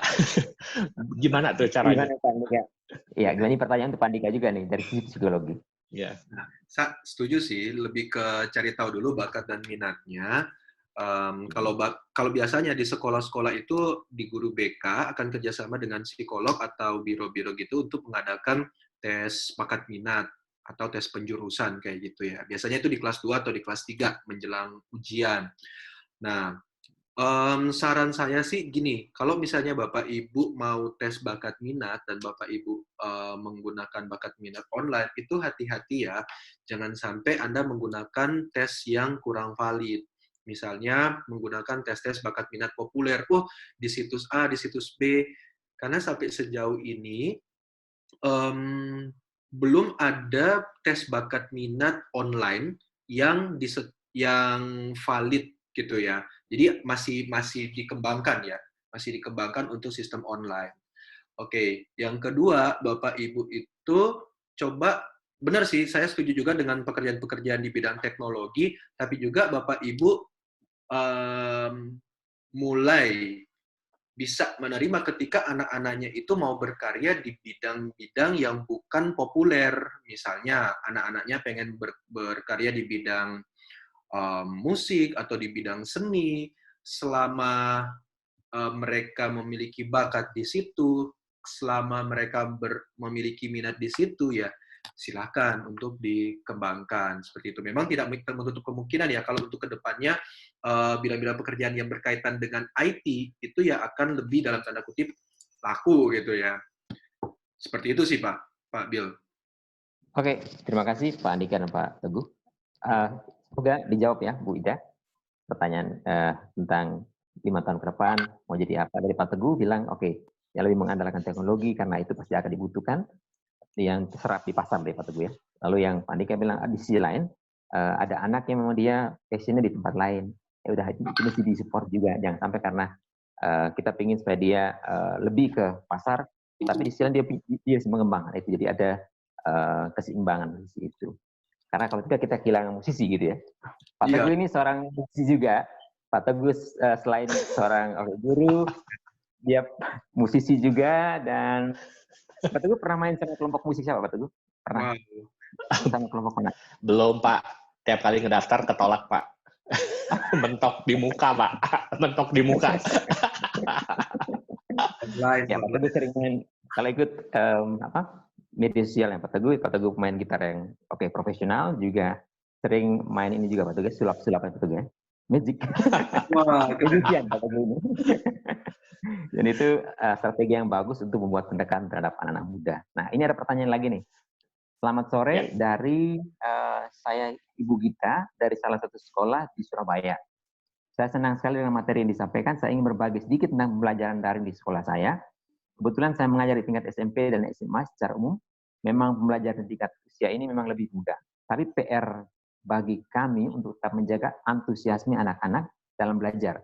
Biasanya kami akan mencoba menghubungi orang tua, tapi tidak semua orang tua tidak ajak bekerja sama. Apa yang harus kami lakukan berhadapan dengan orang tua seperti ini?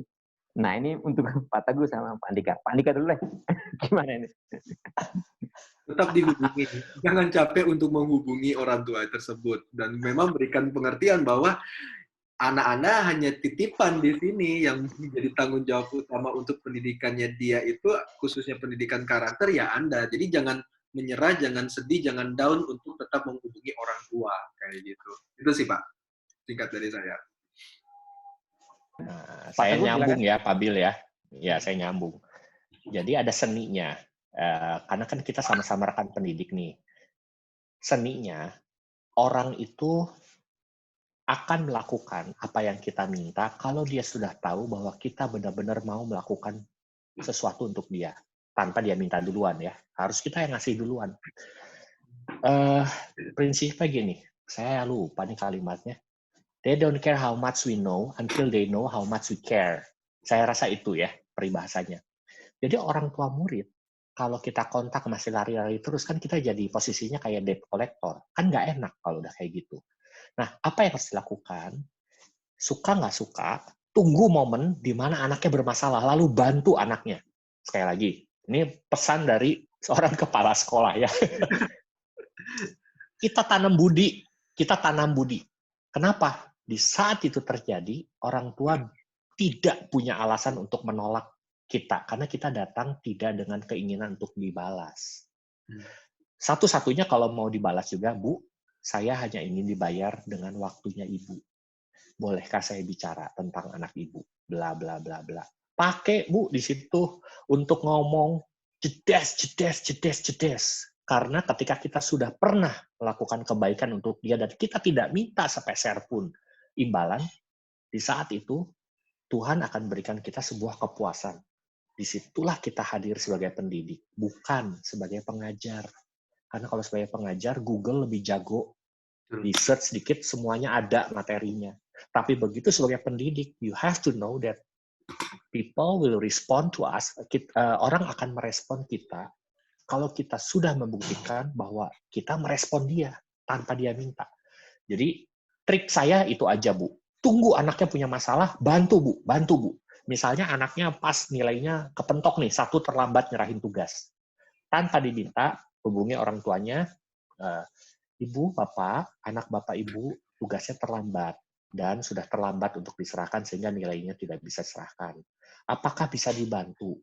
Kalau besok diserahkan, saya mau hubungi guru pelajarannya untuk bisa diterima pekerjaannya. Bisakah Ibu bantu? Sekali, 2 kali dibantuin, pasti suatu hari ada titiknya.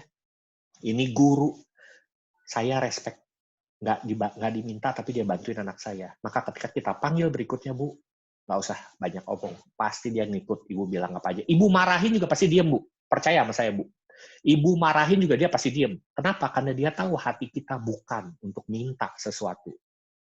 Posisi guru itu tricky. Gaji pas-pasan, ya, gaji pas-pasan. Tapi harga diri kita harus harga diri yang paling atas. Pak Bill, ini bercandaan saya aja ya. Guru-guru itu kan, guru geografi itu dilematis. Dia tahu semua tempat di dunia, New Zealand semua, tapi dia belum pernah datang. Anaknya nggak tahu apa-apa, tapi dia pernah datang ke semuanya. Kan itu dilematis ya. Artinya kita kepentok budget, anak kita udah pergi kemana-mana. Poin saya, harus kita pegang otoritas. Bukan harga diri. Kalau harga diri kesannya kesombongannya. Tapi otoritas pendidik itu terletak dalam ketulusan hatinya. Kalau orang bisa lihat bahwa kita tanam sesuatu tanpa minta imbalan, orang pasti akan lakukan apapun yang kita minta sebagai guru. Salam super. Sekali lagi Pak Bill. Thank you. Pak Teguh, itu menarik sekali karena soal tanam budi itu tidak hanya berlaku misalnya dalam dunia pendidikan, tapi dalam pekerjaan, dalam relasi sosial itu hal yang penting sekali karena kalau dalam sosiologi disebut modal sosial. Saya nggak punya duit, saya nggak punya kapital duit, tapi saya punya modal sosial. Saya bisa terpilih jadi kepala daerah, bisa terpilih dari ini. Karena apa? Karena saya bisa punya modal sosial, menanamkan itu. Jadi saya kira itu menarik sekali Pak Teguh, itu sangat-sangat super Pak Teguh ya. Ya. Ya, kita ngobrol. Ada pertanyaan lagi dari Pak Domingos Neves.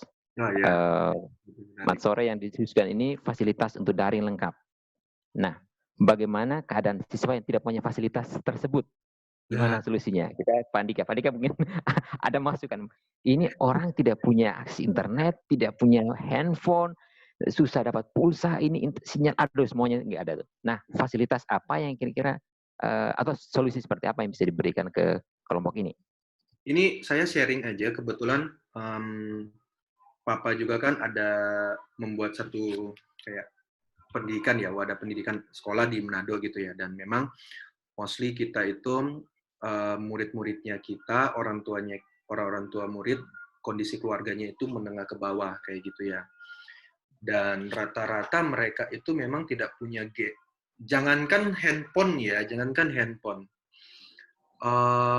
makan aja masih susah, untuk beli buku tulis aja itu masih susah, apalagi tambah seperti ini. Jadi yang kami lakukan adalah di sekolahku di Manado, yayasan itu spending money ya, spending budget untuk benar-benar kita bikin satu kayak kurikulum, kita bikin kayak modul gitu ya, modul pembelajaran, terus itu kita kopikan.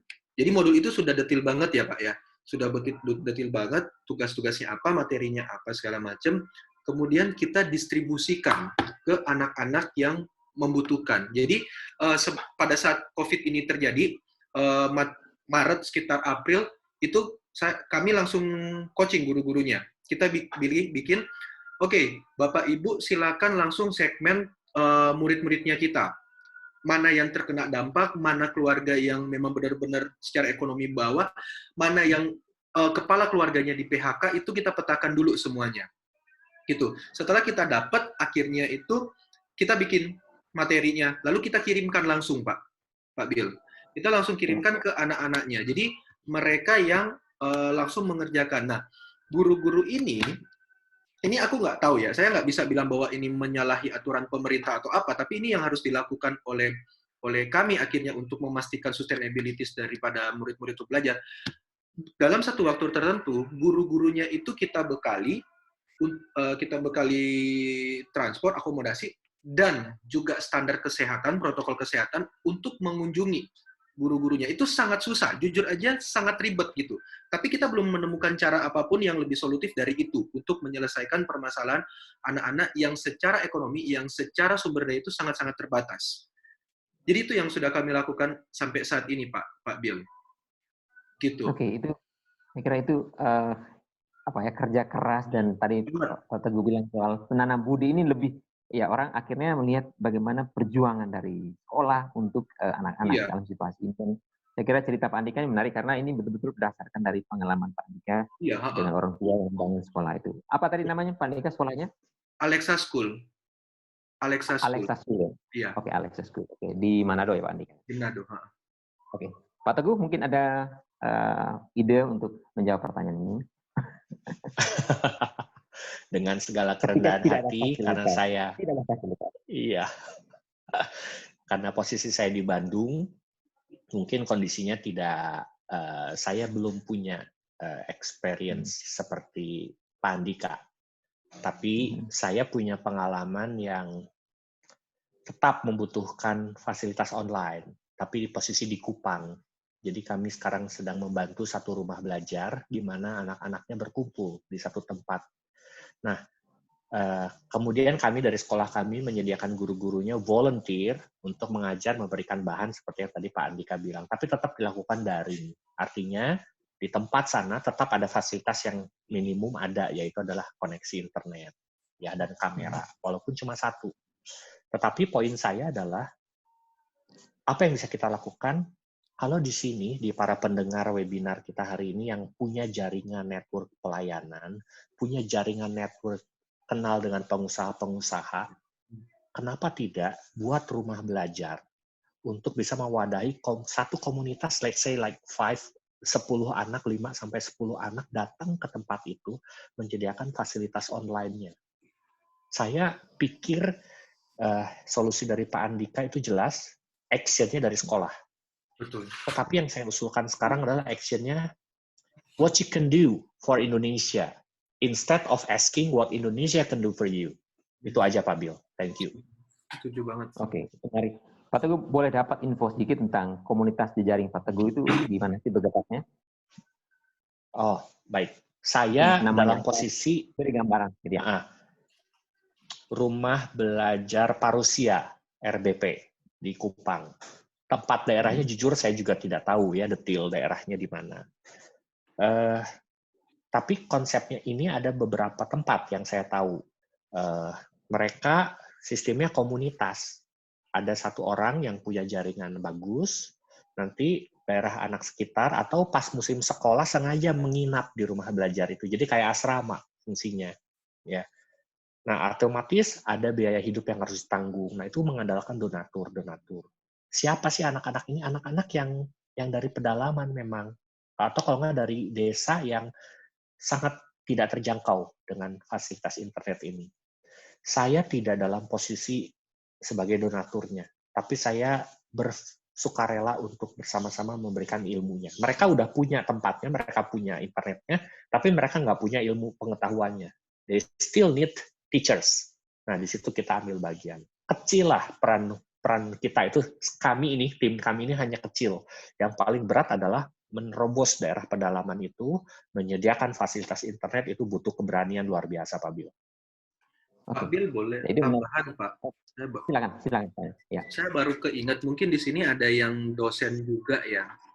Nggak tahu apakah mungkin ada yang dosen juga, tapi saat ini pemerintah itu lagi gencar-gencarnya ngasih PKM, jadi pengabdian kepada masyarakat.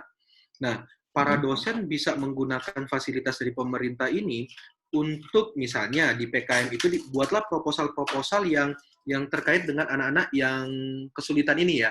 Nah, di proposal itu kan nanti kita bisa bikin anggaran penyediaan alat apa, penyediaan laptop mungkin untuk satu kelurahan dan sebagainya. Nah, pemerintah ada kok untuk anggaran untuk itu. Tapi apakah boleh seperti itu? Silakan langsung dicek langsung di website-websitenya pemerintah kayak gitu. Soalnya kemarin yang saya ikuti sih UMKM ya, khusus untuk pemberdayaan UMKM. Tapi coba cari di websitenya Kemenristek-Dikti itu, di Kemenristek-Dikti ada nggak skema-skema yang bisa digunakan untuk menolong bidang pendidikan. Jadi kita juga bisa berperan dari situ kalau dari segi dosen gitu untuk pengabdian masyarakat, Pak. Gitu sih, Pak. Oke. Baik, terima kasih Pak Andika dari Pak Teguh. Dan ini saya pernah dapat info bahwa negara yang bisa bertahan dalam situasi apapun itu kalau orang-orang itu punya semangat untuk volunteer gitu. Jadi volunteer itu membuat satu negara itu bisa kuat dan bisa solid dalam situasi apapun. Bahkan mereka tidak punya duit, semuanya jalan gitu. Jadi semangat volunteer itu menjadi hal yang modal yang sangat penting dalam situasi apapun dan bahkan itu menjadi basic untuk membangun suatu negara. Nah, ini ada pertanyaan lagi dari Pak Silwitin. Mungkin ke Pak Teguh. Ini pembelajaran daring masa COVID-19 ini untuk anak SMA khususnya kelas-kelas yang materi dalam satu semester begitu banyak, membutuhkan waktu begitu banyak. Nah, kira-kira bagaimana solusinya Pak Teguh sejauh pengalaman Pak Teguh? Baik. Silakan Pak. Pertanyaan ini saya tidak tahu ditujukan kepada siapa, Silwitin ini. Kalau materinya banyak untuk anak SMA memang betul, tetapi Mas Menteri sudah jelas-jelas memberikan arahan bahwa materi tidak harus selesai bagi sekolah-sekolah, sehingga yang perlu mengambil action untuk pertanyaannya Kak Sil ini adalah dari pihak manajemen sekolahnya, Kak Sil. Ya, saya tidak bukan melempar tanggung jawab, tetapi kan yang menentukan nanti materinya harus beres atau enggak harus beres itu kan si kepala sekolah nantinya. Nah, tapi kalau pertanyaannya dari sekolah sudah dikurangi, jadi ngikutin sesuai perkembangan anak, ya, maksudnya kemampuan belajar anak secepat gimana, dan itu masih tetap kebanyakan, maka ya gurunya harus dikasih training lagi untuk dikasih awareness bahwa ngasih tugas tuh ya kira-kira gitu loh. Yang satu ngasih tugas, yang lain ngasih tugas lagi. Jadi harus ada controlling dari manajemen di atasnya. Kok Pak Teguh selalu larinya ke sekolah? Karena pertanyaan Kak Sil ini bisa diatasi dengan mudah dengan manajemen di dalamnya. Kalau pertanyaannya Kak Sil, buat si anaknya gimana? Nah, itu kan pertanyaannya. Ini kalau Kak Sil dengar, bolehkah dipertajam lagi? Pak Teguh, ini pertanyaannya untuk guru kah? Atau untuk anak saya kah? Gitu ya, kalau boleh supaya saya bisa lebih fokus. Kalau buat anaknya, mau nggak mau, saran saya jangan pernah menunda tugas hasil. Jadi, anak dibiasakan ada tugas, jangan banyak-banyak. Tapi masalah, misalnya gini, saya kasih arahan nih ke guru-guru, terus PKS kurikulum atau wakil kurikulum saya tugaskan mengontrol Google Classroom dengan jumlah tugasnya dan mereka harus mendata setiap hari. Lalu jumlah ulangan sehari tidak boleh lebih dari 2 dan bentuk ulangannya sudah tidak boleh lagi bertumpu pada ulangan esai dan pilihan ganda. Harus diperluas, ya. Nah, itu arahan saya. Kemudian saya lakukan pengecekan. Ada nggak yang bablas? Ada, pasti ada. Wong namanya manusia kok, human error ada. Tetapi akan menjadi sangat minimal ketika begitu ada yang bentrok, langsung kita hubungi gurunya. Ibu, geser deadline penyerahan tugasnya. Oh, siap. Akhirnya si anak tidak akan overload. Ya, itu yang saya lakukan. Tapi kalau dari anaknya sudah diatur tugasnya, anaknya masih overload, nah mungkin sekali anaknya masih tidak bisa memanage waktunya. Dugaan saya paling besar musuhnya adalah main gamenya kebablasan, ya, atau jam tidurnya udah berubah, body clock-nya. Karena mentang-mentang di rumah, tidurnya malam, bangunnya paginya siang, ngantuk di kelas-kelasnya. Akhirnya kamera dimatiin, nggak merhatiin, dikasih tugas, dia kelewat, bablas, nggak bisa kerjakan. Jadi Kak Sil, mohon maaf, saya harus perjelas dulu apa yang dibutuhkan oleh Kak Sil dari pertanyaan ini. Nah, semoga dari jawaban saya bisa digunakan salah satunya. Gitu ya. Thank you, Pak Bill. Ya, itu menarik Pak Teguh karena pasti ada dari pihak sekolah, juga dari anak-anaknya sendiri. Dan dua jawaban itu semoga menjawab pertanyaan Pak Sil. Ya, ini dari Ade Oktavia. Ini bagaimana ibu bisa memberi semangat kepada anak-anak SMP SMA yang sekolah daring. Kasus di saya, anak saya tidak begitu mau orang tua ikut campur dalam hal sekolah daring. Ini mungkin dari Ibu Ade, Bu Ade Oktavia. Nah, ini saya ke Pak Andika dulu. Jadi bagian kasus di saya itu menurut Bu Ade Oktavia itu adalah anak saya tidak mau orang tua ikut campur dalam sekolah daring. Tapi kewajiban orang tua memberi semangat kepada anak-anak. Nah, ini dua hal ini gimana menjembatani. Nah, berarti kan mesti tahu dulu ya, kenapa kok anak-anaknya ibu itu tidak mau orang tua itu ikut campur dengan pembelajaran daring gitu ya. Apakah dia nggak nyaman, ibu ikut kayak bantuin atau apa, itu harus dicari tahu dulu kayak gitu. Nah, untuk cari tahu kenapanya, ya otomatis seperti yang saya sudah bilang tadi, bahwa ibu mulai bangun hubungan yang lebih dekat dengan dia, bangun dulu kepercayaannya ke si anak itu, baru ibu bisa PDKT lah, istilahnya seperti itu, kayak gitu. Nah, itu SMA ya anaknya ya? Ya. Iya, SMA ya. Ini Saya kok nggak menemukan ya pertanyaannya ya. Pengen saya baca lagi. Di Ibu Ade Oktavia. Bagaimana ibu bisa memberi semangat pada anak-anak SMP, SMA? Jadi kayaknya ada anak SMP, ada juga anak SMA-nya yang sekolah daring. SMP dan SMA. SMP dan dari fase perkembangannya stres yang dialaminya. Saya bagaimana mengatasi kebutuhan pertemanan mereka. Bagaimana ibu bisa memberi semangat kepada anak-anak SMP, SMA yang sekolah daring. Kasus saya, anak saya tidak begitu mau orang tua ikut campur dalam hal ke sekolah daring. Oke, nah itu yang tadi ya, kembali lagi. Cara ibu memberikan semangat kepada orang tua adalah langkah pertama, ya ibu harus bangun dulu hubungan dengan anak-anak ibu, sehingga ada keterbukaan antara anak-anak ibu dengan ibu sendiri, dengan orang tuanya, seperti itu ya. Nah, kalau sudah dekat, kalau misal indikator sudah dekat itu simple sih. Ketika mereka mau menceritakan apapun permasalahan mereka, ketika ibu tanya misalnya gini, belajar apa hari ini? Mereka dengan happy, dengan ceria, mereka akan jelaskan ke ibu. Kalau misalnya mereka murung, terus ibu tanya, kamu kenapa? Mereka akan langsung menceritakan. Mereka tidak akan jawab, nggak apa-apa kok, padahal mukanya asam kayak gitu ya.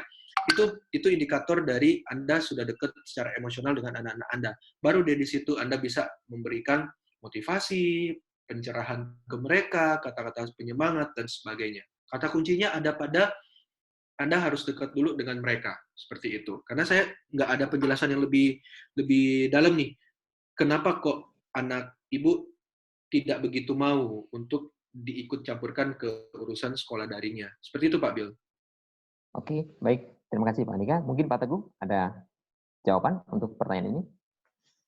Ya, mungkin ibu masih berpikir anak ibu masih TK dan SD, yang senang mamah papahnya ada dalam pembelajaran sekolahnya.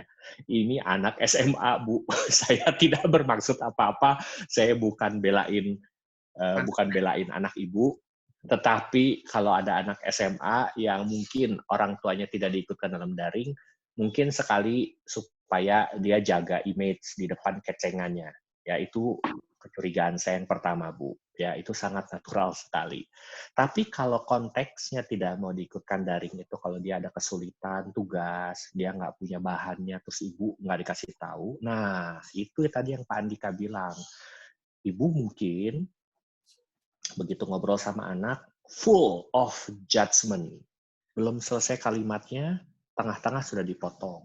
Makanya kalau kerja atau belajar rajin, jangan tidur terlalu malam, bla bla bla bla bla. Judgment day terjadi. Terminator lah ya. Linda Connor ya. Linda Hamilton ya. Aduh. Jadi saya jujur saja sebagai kepala sekolah, saya akan tempatkan saya ke pinggir dulu. Ini saya ngomong anak SMA, Bu. Anak SMA nggak suka, Bu. Nah, tapi kalau nggak suka itu bukan berarti nggak boleh. Sekali lagi, nggak suka bukan berarti nggak boleh. Nggak suka itu karena naturalnya dia masih ingin terlihat baik di depan teman-teman peer. Mereka butuh pengakuan dari peer group. Mereka butuh sekali itu. Walaupun online, mereka butuh kok, Bu. Jadi, kalau ibu datang, muncul, pakai daster pula, rambutnya masih dikepang di depan kamera Zoom-nya dia waktu daring, wah Bu, itu pemulihannya bisa bertahun-tahun Bu.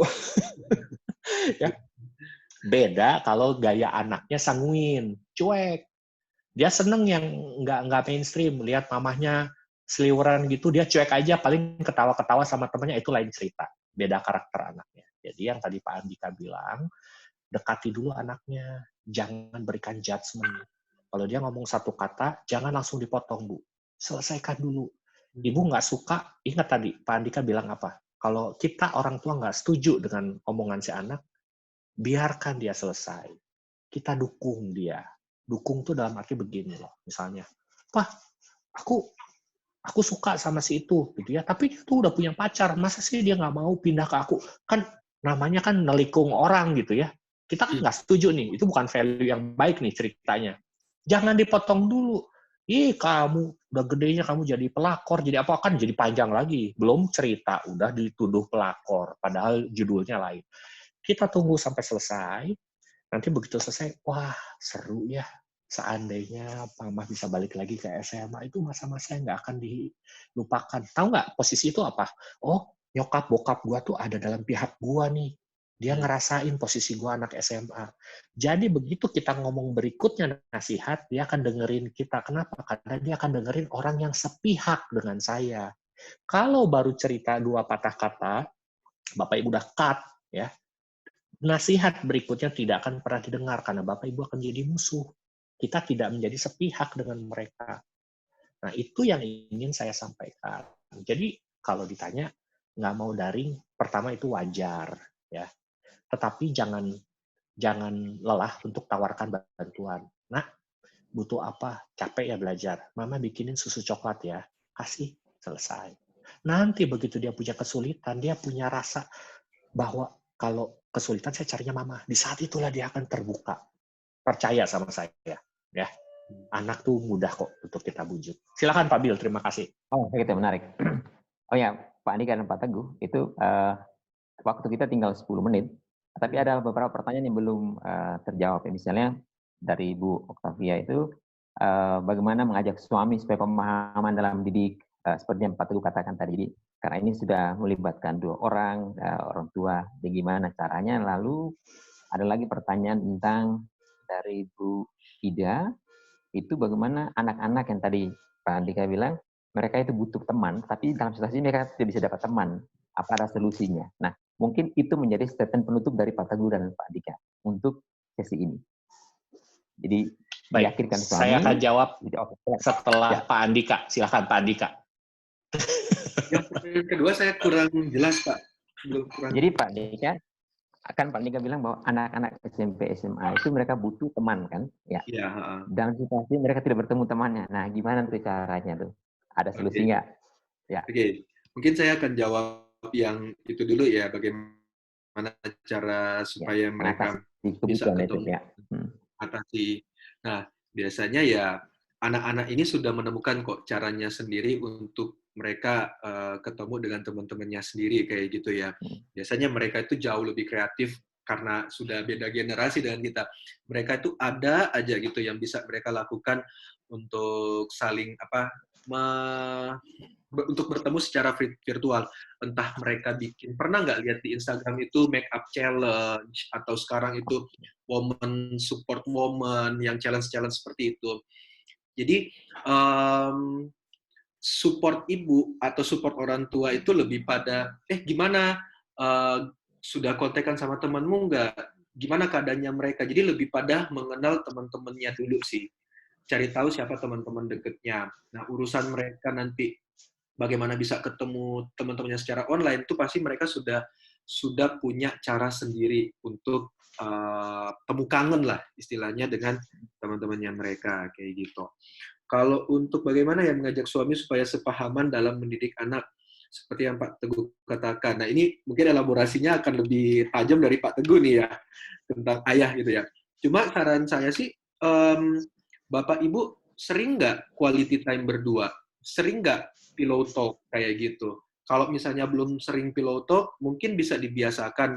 Pasti ya capek, seharian bekerja, seharian dua-duanya bekerja, beraktivitas, mungkin ada yang ibu rumah tangga juga capek untuk ngurusin rumah, tapi pas malam hari kan, biarpun capek, cobalah 10 menit, 20 menit, 30 menit, untuk pillow talk kayak gitu. Ingat-ingat zaman-zaman pacaran dulu itu loh, kan sering banget tuh teleponan sampai malam, pas juga nikah, awal-awal belum punya anak kan pasti juga so sweet gitu ya di awal. Itu juga ayo dimulai, dibangkitkan kembali, sehingga ketika relasi antara Anda sebagai pasangan, sebagai suami istri mulai dekat, Anda juga bisa mulai satu visi lagi nih tentang mendidik anak. Nah, jangan tiba-tiba Anda langsung bahas tentang mendidik anak ya. Jangan, bangun dulu kedekatan Anda berdua. Kalau misalnya saat ini secara emosional Anda belum, sudah agak jauh kayak gitu. Pillow talk lah, mulai nanti malam bisa banget gitu ya. Gitu. Oke.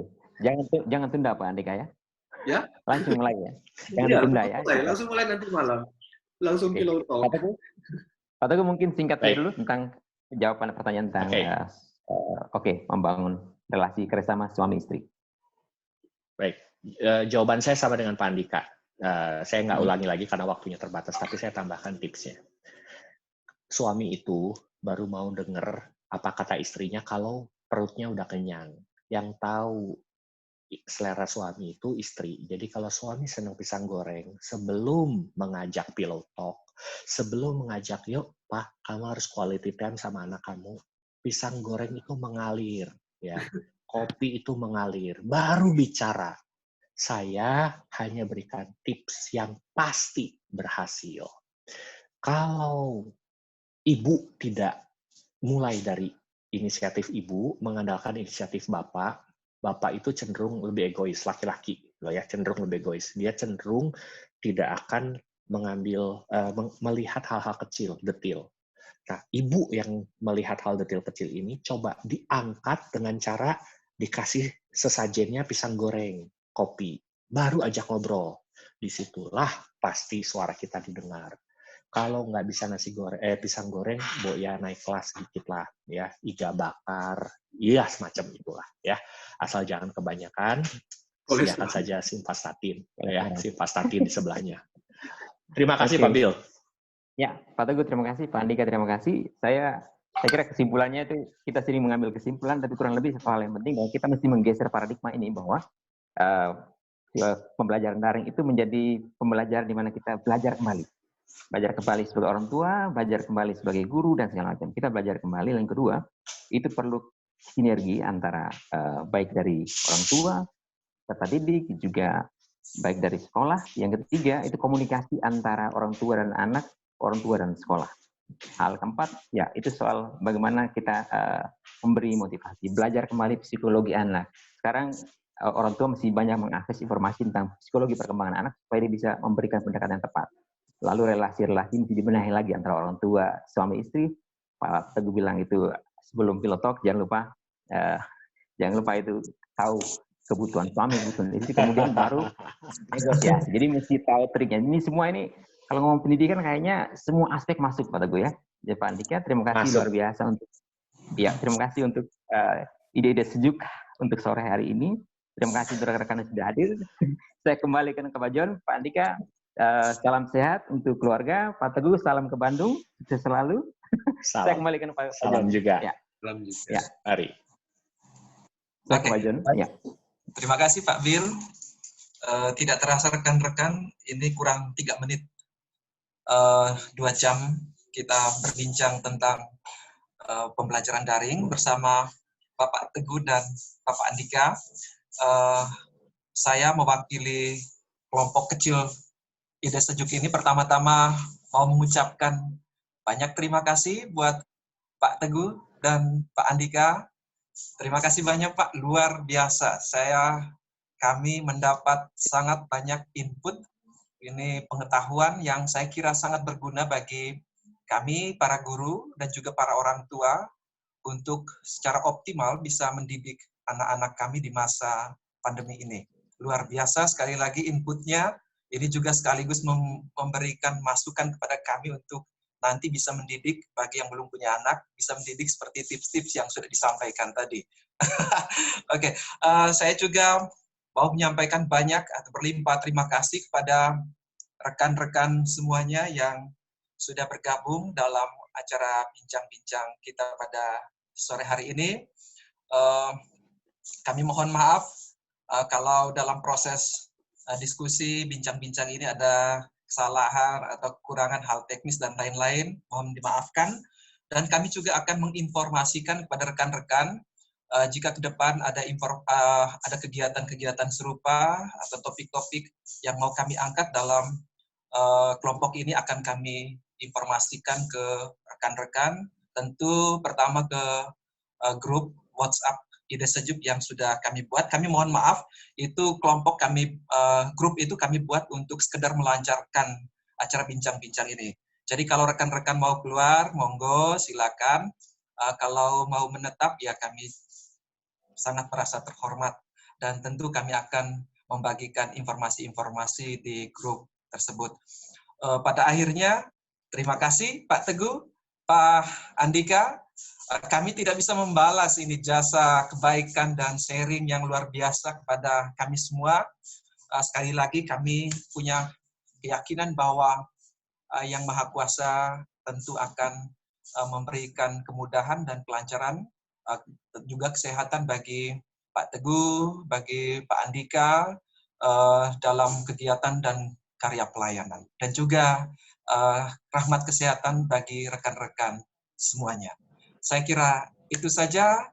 Selamat sore. Sampai ya, Pak Andika, Pak Teguh, ya, Pak John, salam untuk semuanya. Terima kasih. Terima kasih banyak. Semuanya, makasih. Pak Bill, Pak John, Pak Andika, terima kasih. Ya.